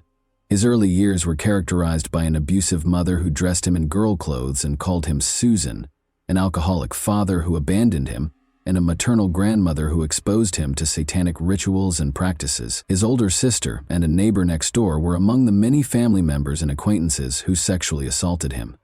With an IQ of 75, Toole was categorized as having mildly disabled intellectual capacity. Due to his epilepsy, he frequently had grand mal seizures. Toole visited gay bars and became a prostitute as a teenager. At the age of 14, he allegedly committed his first murder in 1961 after being coerced into having sex by a traveling salesman. In the 9th grade, Toole left school and started living on the streets of the southwestern United States, earning a living through panhandling and prostitution. Toole, then 17 years old, was arrested for loitering in August 1965. Although there is little evidence of his activities after this arrest, authorities believe he drifted around the southwestern United States between 1966 and 1973, making a living through panhandling and prostitution. Toole was implicated in the 1974 murder of Patricia Webb, a 24-year-old woman in Nebraska. He left Nebraska shortly after and briefly made Boulder, Colorado, his home. His stay was brief, though, as he quickly emerged as a leading suspect in the October 14, 1974 murder of 31-year-old Ellen Holman. Toole's private life was a mystery in the years that followed. He hitched a ride in the American South and drifted back to Jacksonville in early 1975 D. Toole married a woman 25 years his senior on January 14, 1976. But their marriage didn't last long. When his wife found out he was gay, she left him 3 days later. Later on, Toole disclosed that his marriage was an attempt to conceal his actual sexual orientation.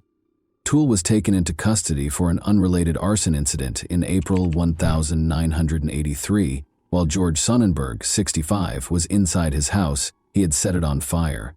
For the horrifying arson attack, Toole was taken into custody, admitted to the crime, and was sentenced to 20 years in prison.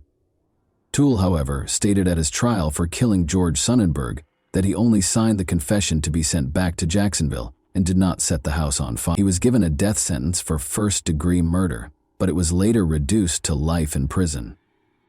Toole, who was already serving a prison sentence for 2 unconnected killings, shockingly admitted to killing Adam Walsh on October 21, 1983. John Walsh, Adam's father, was convinced that Toole had committed the crime despite the lack of hard proof. According to Toole, he promised Adam candy and toys to entice him into his white 1971 Cadillac sedan DeVille, which had a noticeable dent on the right bumper. At first, Toole said Adam was quiet and cooperative as they traveled north on Interstate 95 toward Jacksonville, but as time went on, Adam started to get anxious.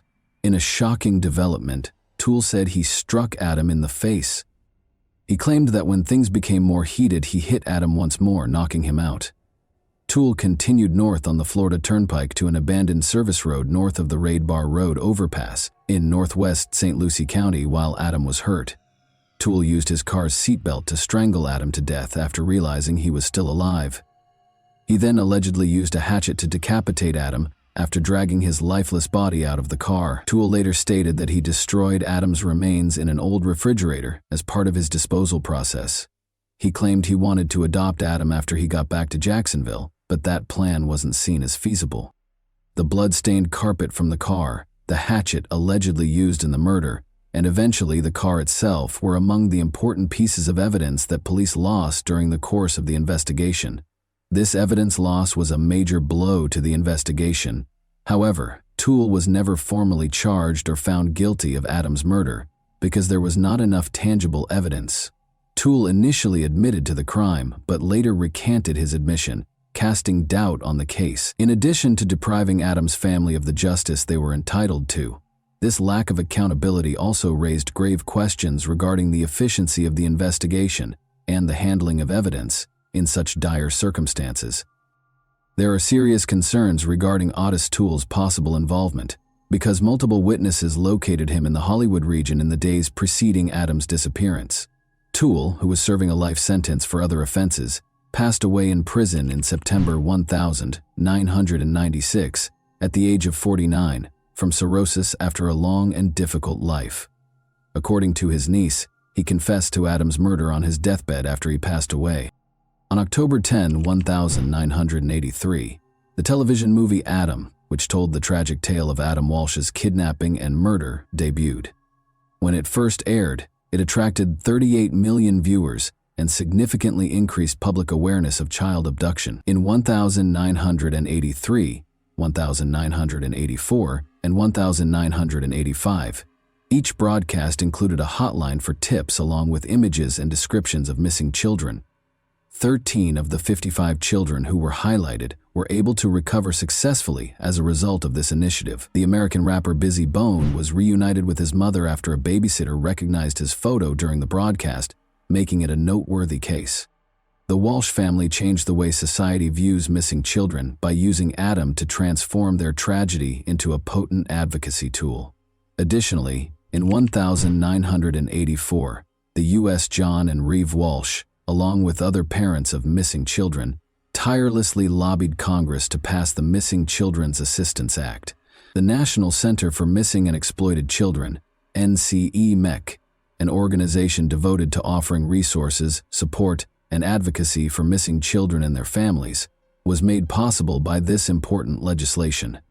The act sought to strengthen the response to kidnappings of children and guarantee that law enforcement had the resources and direction required to successfully handle these tragic situations. After John Walsh's book was published, Hollywood Police Chief Rick Stone conducted a thorough review in 1997, which sparked a renewed effort to look into Adam's case. Prior to being named Hollywood's chief of police the year before, Stone had 22 years of law enforcement experience, having worked for the Dallas, Texas, and Wichita, Kansas departments. Stone carefully examined the evidence, even going back to Toole's recorded interrogations by Hollywood detective Mark Smith, even though the crime had taken place 16 years prior. After reviewing, Stone came to the conclusion that Toole had killed Adam with proof beyond a reasonable doubt. Toole and Henry Lee Lucas, his partner, had admitted to or linked themselves to over 200 murders, many of which turned out to be untrue. The majority of Lucas's confessions were actually discovered to have been forced by the police, which further calls into question the veracity of Toole's statements. After Adam Walsh's father called the America's Most Wanted hotline to voice concerns about his son's pedophilia, Jeffrey Dahmer was named as a suspect in the case in 2007. At the time of Adam's kidnapping, Dahmer had resided in Miami Beach, which is close to Hollywood. Both recognized Dahmer from pictures following his arrest, and witnesses claimed to have seen a suspicious young blonde man at the Hollywood Mall on the day Adam vanished. Furthermore, just before Adam's severed head was found, a truck driver claimed to have seen a man driving a blue van close to a canal. However, police rejected his account. John Walsh voiced doubts about any link between Dahmer and the murder of his son, pointing to a dearth of evidence, even though Dahmer denied any involvement in Adam's case. Due to his 2-week absence from home in 1981 and the installation of a new seat cover in his vehicle soon after Adam's disappearance, Edward James, another suspect, sparked suspicions. Investigators cleared him after a voice stress analysis revealed no deceit. Only incomplete dental records were used to identify the child, and there was no autopsy report. Even though the Walsh family acknowledged Otis Toole's guilt, these unanswered questions cast doubt on the case's legacy. With John Walsh at his side, Hollywood Police Chief Chad Wagner declared the case closed on December 16, 2008. The police came to the conclusion that Otis Toole was the murderer following an outside review. Following Adam's tragic story, legislative efforts kept changing. On July 25, 2006, the Adam Walsh Child Protection and Safety Act was passed by President George W. Bush, who signed it into law a few days later. This historic act strengthened punishments for violent crimes against children, put policies in place to prevent human trafficking, and created a national database for convicted juvenile offenders. The Adam Walsh Reauthorization Act, which was introduced in 2016, made sure that programs established under the 2006 Act had the money they needed to continue their essential work. This law, which was a part of the Survivors' Bill of Rights, demonstrated a strong dedication to protecting children. Even though Adam Walsh's passing is a tragic chapter in American history, his narrative has sparked important change. And that wraps up today's chilling story. If you enjoyed this video, don't forget to like and subscribe so you never miss a new upload. Also, let me know in the comments, what part of this story shocked you the most?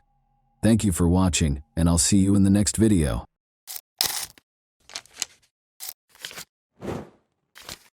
Hey guys, welcome to my channel, and today we're going to take a look at another horrible case with you.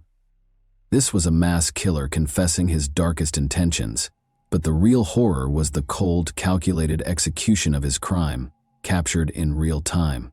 On June 5, 2014, Ybarra brutally entered the Seattle Pacific University lobby and took his first victim. He had planned a massacre, but that was not what happened. During one of Seattle's worst crises, a single small mistake set off a series of events that would change everything. There were a number of horrifying facts that were just waiting to be revealed.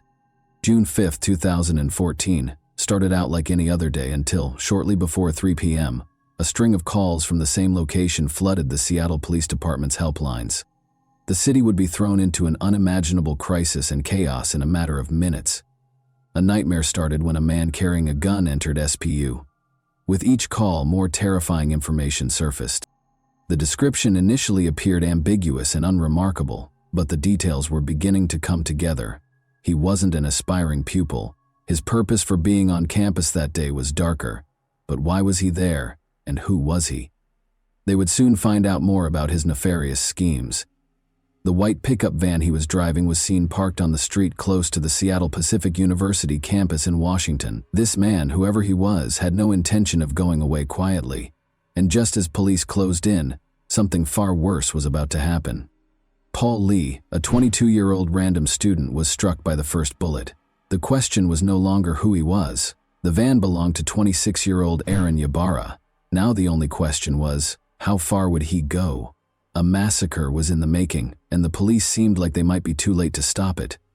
Officers moved in, sirens heightening the tension across the campus, but no one knew what they were truly walking into, or how the standoff would unfold. Even before the police arrived, the action had already taken place, captured on camera as it all played out in real time. The man, whose identity was now confirmed to be Aaron Ybarra, could be seen walking into the hallway calmly, as if he belonged there. The CCTV captured everything, every step, every glance, but no one knew what was coming next. There, sitting innocently at the desk, was 22-year-old Tristan Ruth, unaware his life was about to hang in the balance. The man leaned in close and threatened him. "Don't move, or there will be consequences." But it wasn't just Tristan in the building, unaware of the danger. Sarah Williams, 22, had just reached the bottom when Ybarra turned and shot without thinking. Sarah was shot at close range in the chest. Tristan saw his opportunity then, and he took desperate action. The gunman would not be as fortunate, though, as his next move would be the demise of his entire scheme. Aaron's statements were obviously more than just threats. He was shooting people, and he had a clear plan that was only a few seconds away from causing total mayhem. However, he then committed a critical error. A security guard caught the gunman as he stopped to reload his weapon. A 22-year-old student and security guard named John Mice came up behind the shooter. Everything suddenly changed in a split second.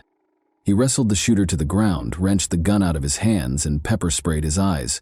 Aaron, the shooter, was on the ground with his eyes burning, and Sarah, the injured girl, took the opportunity to step aside. John moved away with the weapon to keep it out of the shooter's reach, but when he returned, he'd find a surprise. Aaron had produced a knife from his pocket. Next, John would engage in a physical altercation with the pepper-sprayed Aaron to remove the weapon from his grip. He was going to have unexpected help. Suddenly, a second hero, Justin Sarah, kicked the weapon out of Aaron's reach, ensuring it would do no harm. What was seconds away from becoming a massacre was stopped in its tracks, thanks to their courage.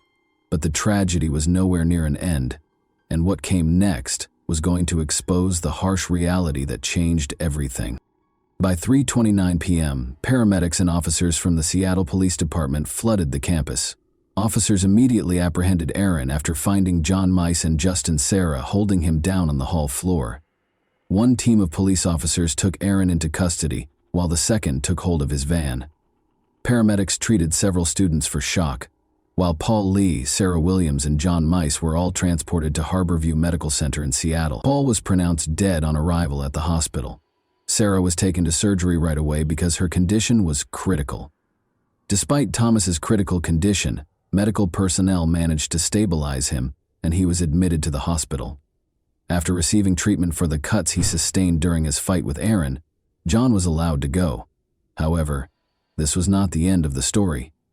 They thought the worst was over when the police showed up to remove the gun. They were unaware that the shooter was hiding something much darker than anyone could have predicted. After being brought to the homicide and assault unit of the Seattle Police Department, Aaron was informed of his Miranda rights. Detectives Dana Duffy and James Cooper then brought him in for an interview. What secrets was he concealing, and what was his true motivation? The truth was finally going to be revealed in the interrogation room, where the answers were hidden. Aaron was still recuperating from the pepper spray, so detectives Cooper and Duffy took a while to begin the interview. They started by inquiring about his private life. Janice and Ambrose Ybarra welcomed Aaron into the world in July 1988. He grew up in Seattle's Mount Lake Terrace neighborhood with his younger brother Joel and older sister Brandy. From the start, Aaron's life was described as turbulent. Ambrose, his alcoholic father, was a frequent source of conflict for the family. Aaron discussed his psychological issues, including his severe OCD, as he became more at ease during the interrogation.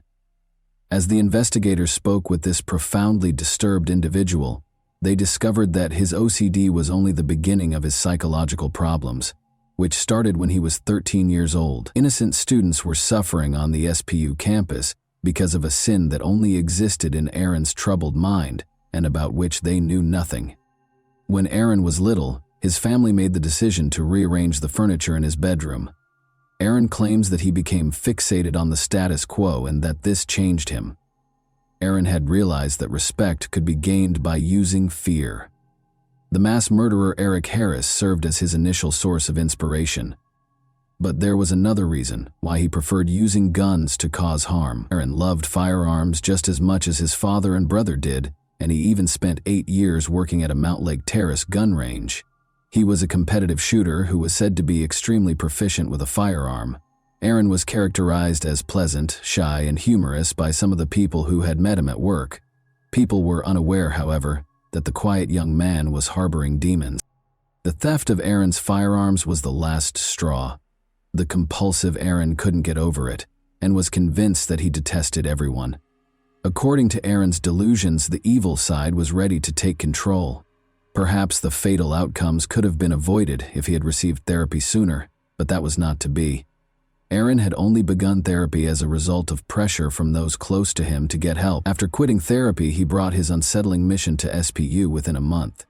The next thing Aaron would say to investigators would make it impossible for it to be anything other than a premeditated crime, something he and his attorney would sincerely regret in court. Aaron's plans for July 5, 2014 were well defined. He aspired to end his life, just like one of his heroes did. It was supposed to be a declaration, but the students never took Aaron seriously and were unable to comprehend the full scope of what they had to deal with that day. He claimed that he was treated disrespectfully and that to be respected was to instill fear. Paul Lee, a 19-year-old student, was standing there. He took Aaron lightly, which was a fatal error. Aaron told the two detectives that he kept his plans a secret from everyone. Nevertheless, he documented everything in his journal and hoped that if he were killed in the shooting, others would comprehend his motivations. Aaron talked to Detective Duffy one-on-one during the interview, telling her that he had realized something was wrong with him, but that his hatred eventually got the better of him. Aaron appeared to have accepted his fate and realized that his actions would have a severe impact on his life and future by the end of the interrogation. As investigators got to work on their case against Aaron Ybarra, students began to return to campus life and resume their regular activities in the wake of the tragedy. Aaron had only managed to kill one person, but his goal was much more deadly: to cause widespread devastation. However, the prosecution was aware that the defense was preparing for a tough fight as they worked tirelessly to create a strong case. The real battle was only getting started. Aaron Ybarra was put on trial for his crimes on October 10, 2016. Prosecutors weren't going to let Aaron's defense team get away with a lesser charge or sentence, even though they were already ready to use the insanity plea as their argument in the case. According to defense lawyer Ramona Brandis, Aaron experienced crippling bouts of mental illness and depression, which caused him to hear the voice of God, who urged him to go on a murderous rampage. She also questioned his upbringing and his unstable home life, claiming that he never got the support he actually required. Aaron's victims' testimonies were crucial to establishing the case as it actually was. Paul Lee was the worst hit, followed by Sarah Williams. Before she could resume her regular life, she spent days in the hospital. She made an effort to describe the pain she endured in court. The entire scene in the SPU lobby where he and John Mice had overpowered Aaron was described by Justin Sarah. Ramona, the defense lawyer, also contended that Aaron's actions were influenced by his upbringing and unstable home life, because he had sought professional help for his years-long mental illness.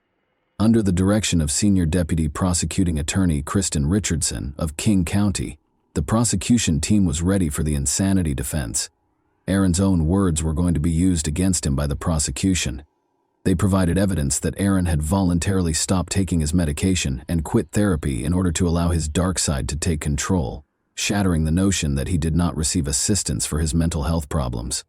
The assertion that Aaron was getting assistance from at least one family member was supported by testimony from his mother, Janice. His journal also provided evidence to the prosecution that he had premeditatedly planned and executed the shootings. Additionally, the recorded interrogation by detectives Cooper and Duffy was made available to the jurors, demonstrating Aaron's complete awareness of his actions and the repercussions. Aaron tells detectives in the video that he was inspired and motivated by Sung-Hui Cho and Eric Harris, but he makes no mention of hearing the voices of God or Satan. Although the prosecution acknowledged that Aaron had serious mental health problems, they made it abundantly evident that Aaron planned and chose to carry out the shooting. Now that the sentence was just a few seconds away, everyone was wondering if the jury would feel the same way. Following weeks of testimony and arguments from the prosecution and defense, the jury returned a guilty verdict on November 16, 2016. Aaron was convicted of 1 count of assault, 3 counts of attempted first-degree murder, and premeditated first-degree murder. Judge Jim Rogers sentenced Aaron Ybarra to 112 years in prison on February 17, 2017, for the shooting at Seattle Pacific University. Aaron spoke to the courtroom full of SPU employees, students, family members, and surviving victims during his sentencing. Aaron was the center of attention, but nobody was emotionally ready for what he said next. He apologized for the horrible crime he had committed. In addition, he expressed regret for killing Paul Lee, whom he hoped was still alive. Speaking to the survivor of the attack, Sarah Williams, he told her that she did not deserve the events of that day. Aaron expressed his desire to go back and change everything, but he acknowledged that it was too late. He will be housed at the King County Adult Detention Center for the duration of his sentence. John Mize was awarded the Congressional Medal of Honor in 2015 for his valiant efforts to apprehend the SPU shooter. Since the 2014 shooting, Aaron Ybarra's family has stayed out of the spotlight. The public and social media spheres still contain scant if any information about his family members and their lives. Paul Lee's legacy endures in the lives of his family and friends. Soon after Paul's memorial service in June 2014, the Lee family established the Paul Lee Foundation. The goal of the foundation was to carry on Paul's work of supporting those who experienced mental health problems and depression. It was cruelly ironic. He wanted to help people with mental illnesses, but before he could complete his education, he was harmed by someone he would have preferred to assist. The foundation has made it its mission to raise money to support groups that conduct research and create solutions to assist people with mental health conditions. Many people will be discussing what caused Aaron Ybarra to become a school shooter in this case today. Seeing young lives lost so needlessly and murderers succumbing to their own mental health problems is heartbreaking. Could something have been done to prevent this tragedy, considering Aaron's family life was, to put it mildly, turbulent? Or was he destined to become a killer? Before he committed suicide, he was troubled, mistrustful of people, and desperate to be remembered. However, he chose to target the helpless students instead of exacting revenge on the innocent or facing down actual villains. And that wraps up today's chilling story. If you enjoyed this video, don't forget to like and subscribe so you never miss a new upload. Also, let me know in the comments, what part of this story shocked you the most? Thank you for watching, and I'll see you in the next video.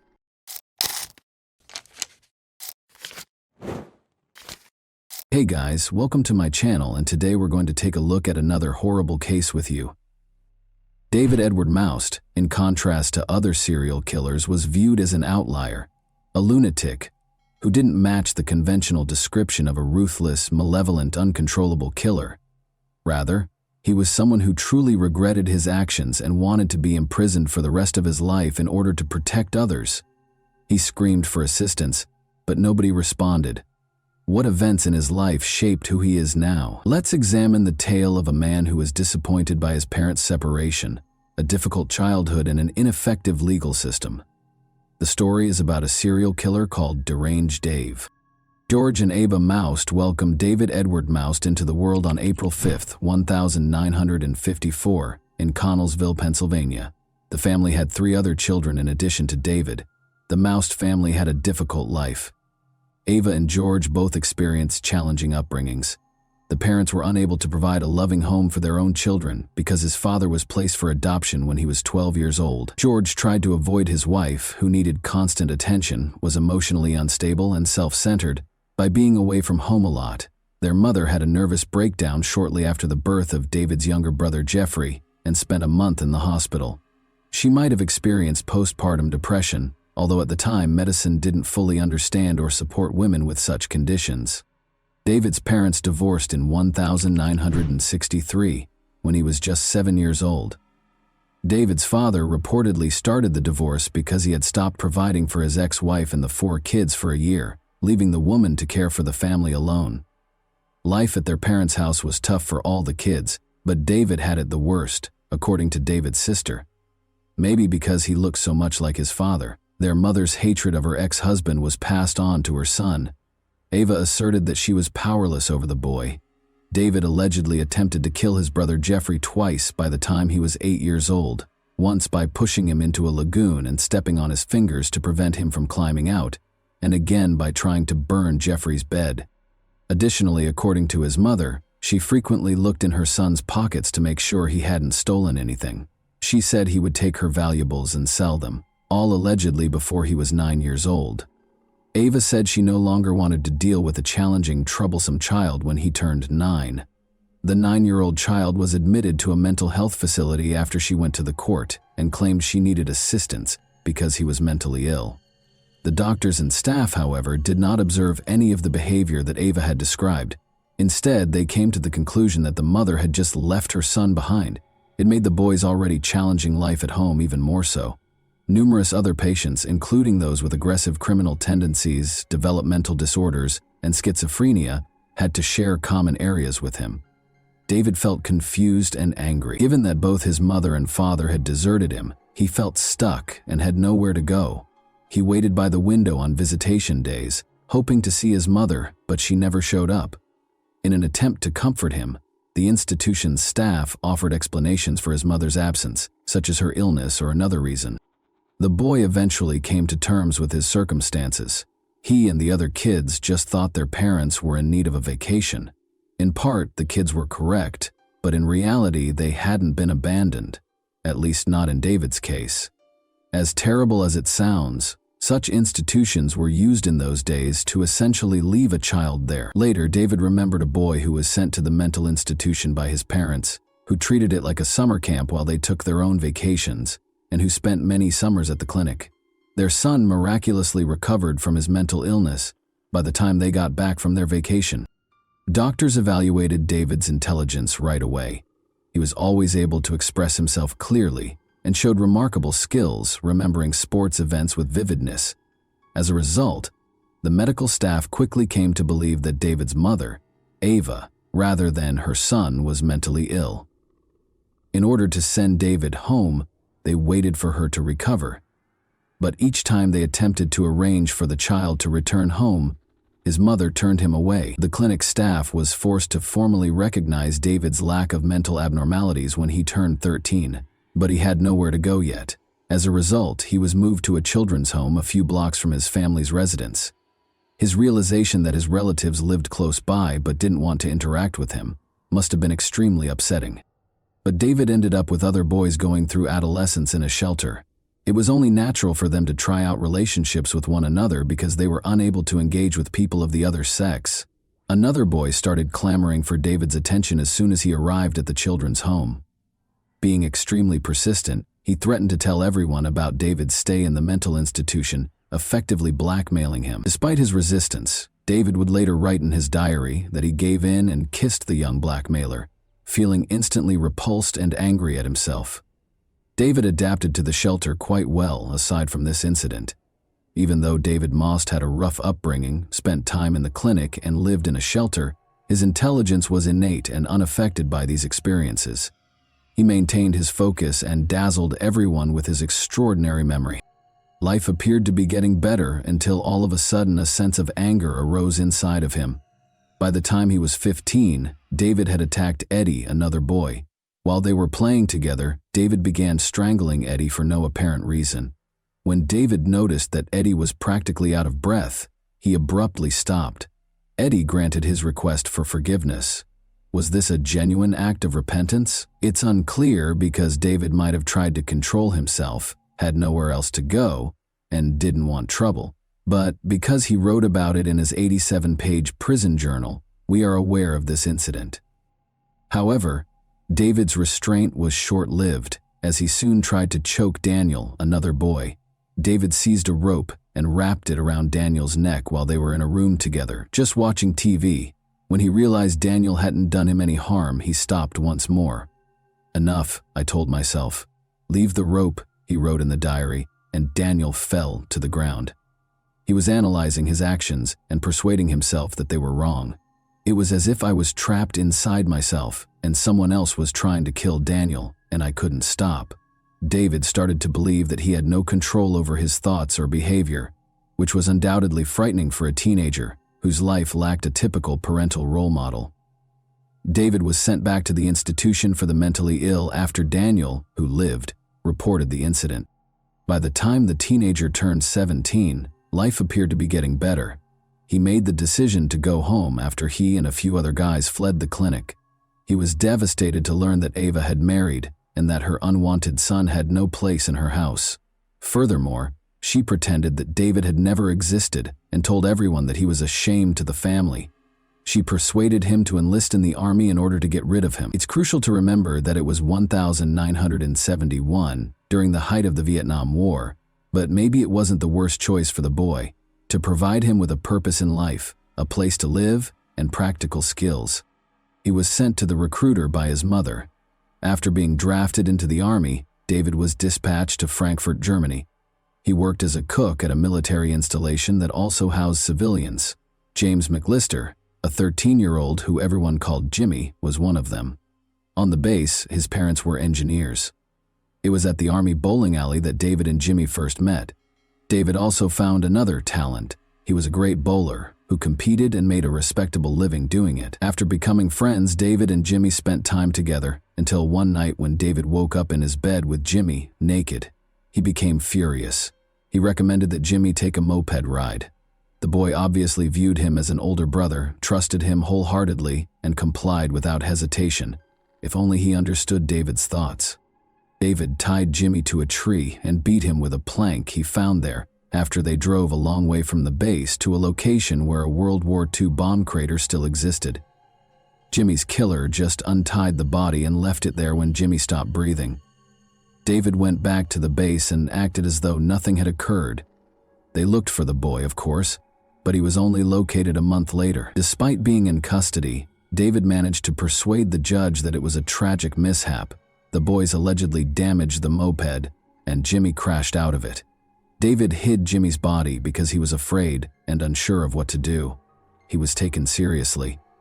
David was given a 3-year prison sentence because there was no proof of murder. It's interesting to note that David behaved flawlessly while incarcerated, received a diploma, wrote to his family once a week, and learned practical new skills. He was eligible to be considered for early release on parole because of his excellent behavior, but he turned down the offer. The young man was terrified of being free as he realized what he was capable of. He had ample opportunity to think about his actions while confined, and he came to the conclusion that he would undoubtedly murder someone else if he were freed. He was repulsed by such thoughts and feelings and hated himself for them. Because he had a conscience, his lawyer subsequently referred to him as one of the most remarkable serial killers. Even up until the point at which he committed another murder, he felt bad about killing people. Because of what he had done, he detested himself. But the desire to kill came back, and he gave in and killed once more. It's a really odd behavioral pattern. However, when he turned 23 in 1977, he was set free. He made friends with a teenage boy after relocating to Chicago 2 years later. Although it appeared that they were friended, David occasionally felt the urge to stab the boy while he was staying overnight. David gave in to this overwhelming desire after they had another drink, and the teenager dozed off on the couch. He nearly disemboweled him by stabbing him in the abdomen with a knife, but the teenager lived. David was found guilty of attempting to kill someone. He was found not guilty, despite lying on the witness stand.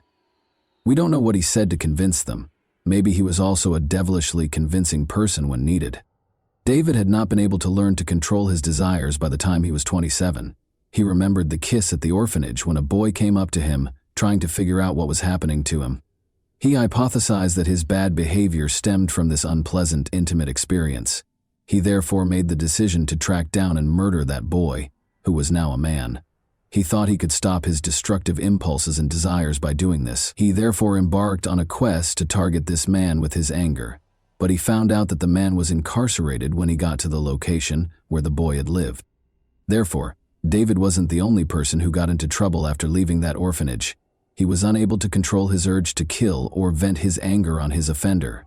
Then he saw a 15-year-old boy named Donald Jones going by his car. He was utterly innocent and just happened to be in the wrong place at the wrong time. Under the pretense of a straightforward odd job, David persuaded the teenager to get into the car and drove him to a remote location with quarries. Like his last victim, he stabbed Donald multiple times in the abdomen. He later described in his diary how the boy repeatedly pleaded with him not to be killed, saying, "Don't kill me, I'm only 15 years old." Nevertheless, David was powerless to stop himself. Then, unable to leave the teenager alone, he led him to the section of the quarry that was flooded. The teen died. David left the town without waiting for the body to be found. He was aware that Galveston, Texas, was where his uncle resided. David was given a job in his construction company and was permitted to live with his uncle. Once more, David demonstrated that he was a great worker, but after he unintentionally damaged the company van, his uncle fired him. The situation worsened. He offered a 14-year-old boy alcohol and illegal drugs when he invited him to his hotel room, but instead he started beating him. He stopped abruptly, as though the regular David took over and realized he had committed this terrible deed. Embarrassed, he dropped the weapon and started crying. David was given a 5-year sentence and the boy lived. He once more believed that he would carry on killing if he were released from prison. He was extradited to Chicago in 1982 in connection with the murder of Donald Jones, after investigators began linking him to the Donald case. They kept him in a mental health facility for a long time because they didn't think he was competent to stand trial. But in 1994, after waiting for a trial for 10 years, David acknowledged his guilt. He received a 35-year sentence. He was the most dangerous inmate the Illinois Department of Corrections would have, according to a report written by the Cook County prosecutor. He was even called a criminal on par with John Wayne Gacy by the sheriff. However, David Moust's sentence was lowered by 12 years because he had to wait 12 years for a trial and extradition. His remaining sentence was also reduced by 2 years due to his excellent behavior while incarcerated. In a 6-page letter to the Illinois Department of Corrections, David expressed his desire to remain incarcerated and acknowledged that he was unable to control himself. Illinois had a law at the time that permitted a convicted sexual assault offender to voluntarily serve out the rest of their life in prison. When given this choice, David wrote back, "Bring the papers, I'll sign everything," but no one approached him. His attorney claims that the letter was never even read, and he was freed from detention in 1999. Following a subsequent release, David relocated to Oak Park, Illinois. A year later, he attacked his friend Anthony by striking him on the back of the head with a metal pipe, despite his hope that a new place to live would allow him to start over. It would seem reasonable to assume that the police would deal with him more severely this time, but since Anthony was a former gang member who didn't want to involve the police and wouldn't testify against David, no charges were even filed against him. After his parole expired in 2002, David made the decision to relocate once more, this time to Hammond, Indiana. He discovered a local job that frequently involved and was frequented by teenagers. Employers were already able to investigate the backgrounds of potential hires by that point. David was just permitted to work with young boys in spite of his history of abusing teenagers. He soon fell back into his old routine, going to public pools and other places where teenagers congregated. By assigning the boys what appeared to be easy tasks, he gave them chances to make money. No teen would turn down the opportunity to make some cash by performing an apparently simple task, but these tasks turned out to be sinister. This went on until the disappearance of James Rainey, 16, and Michael Dennis, 13. That summer, David had made friends with these boys at the public pool and invited them to his house. The boys disappeared on September 10, 2003, the last time they were spotted.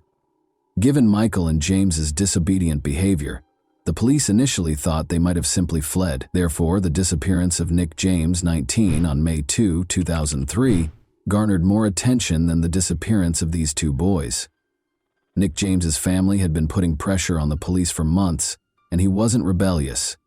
Investigators looked into his background after discovering that he shared a store with David Moust. They asked him to take a polygraph test because they had no proof, and he passed. He said he hadn't seen them in a while, which was pretty much accurate, but they didn't inquire as to whether he had murdered the boys. Investigators chose to search David's home even though he passed the polygraph exam. In 2003, the canine-wielding officer, Emo, was on the hunt for bodies. In order to search David Moust's basement, the police invited the dog and its handler. The dog started barking at the basement's far wall when the officer gave Emo the order. The handler told investigators that although the dog had been trained to pretend to dig, this behavior was strange because the dog was acting against its training. However, there had to be a reason why the dog wouldn't leave that specific location, so it was necessary to break through the concrete and investigate what was behind it. They were asked to go back to the same house a week later. Nothing was discovered when officers dug a deep hole in the floor. They went around and drilled a longer hole, but they were unsuccessful, so they gave up. They requested that they bring the dog back. He went straight to the hole this time and lay down. Since the officer was unable to record this, he asked the handler to give the dog another command. The dog then went to another hole and lay down again. After bringing in a concrete specialist, police discovered that David had used a staggering 80 bags of concrete.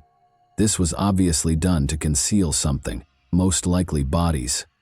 3 bodies were discovered when the police finally removed the concrete. Along with Nick, David had buried James and Michael beneath the basement after suffocating them in his apartment. David's brother and mother, who hadn't spoken to him in a long time, suddenly showed up. In numerous interviews, Jeffrey questioned whether the events could have been avoided had the police taken notice of David sooner. He claimed that his brother had committed horrible things when he was younger, but he had no proof.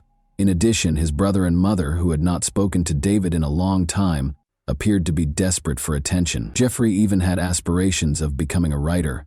Thomas Wayne, his lawyer, claimed that although David was a serial killer, he wasn't born that way. The lawyer genuinely thought that his childhood was the recipe for making a serial killer, if anyone was looking for it. He never learned how to interact with others or live in society. David entered a guilty plea to the killings in November 2005 and received 3 life sentences. David died in January 2006 at the age of 51. He confessed to 5 murders, including 3 in Hammond, in a note discovered in his cell. He expressed his disappointment in not receiving a death sentence because he believed he deserved it. He felt that he would not have committed as many crimes if he had been kept out of the public eye. He also didn't want his existence to be funded by taxpayers. He accepted responsibility for his actions and begged the families of the victims for forgiveness. He only blamed himself, not his parents or upbringing. David wrote that although he loved his family, they never loved him back. And that wraps up today's chilling story. If you enjoy this video, don't forget to like and subscribe so you never miss a new upload. Also, let me know in the comments what part of this story shocked you the most. Thank you for watching, and I'll see you in the next video.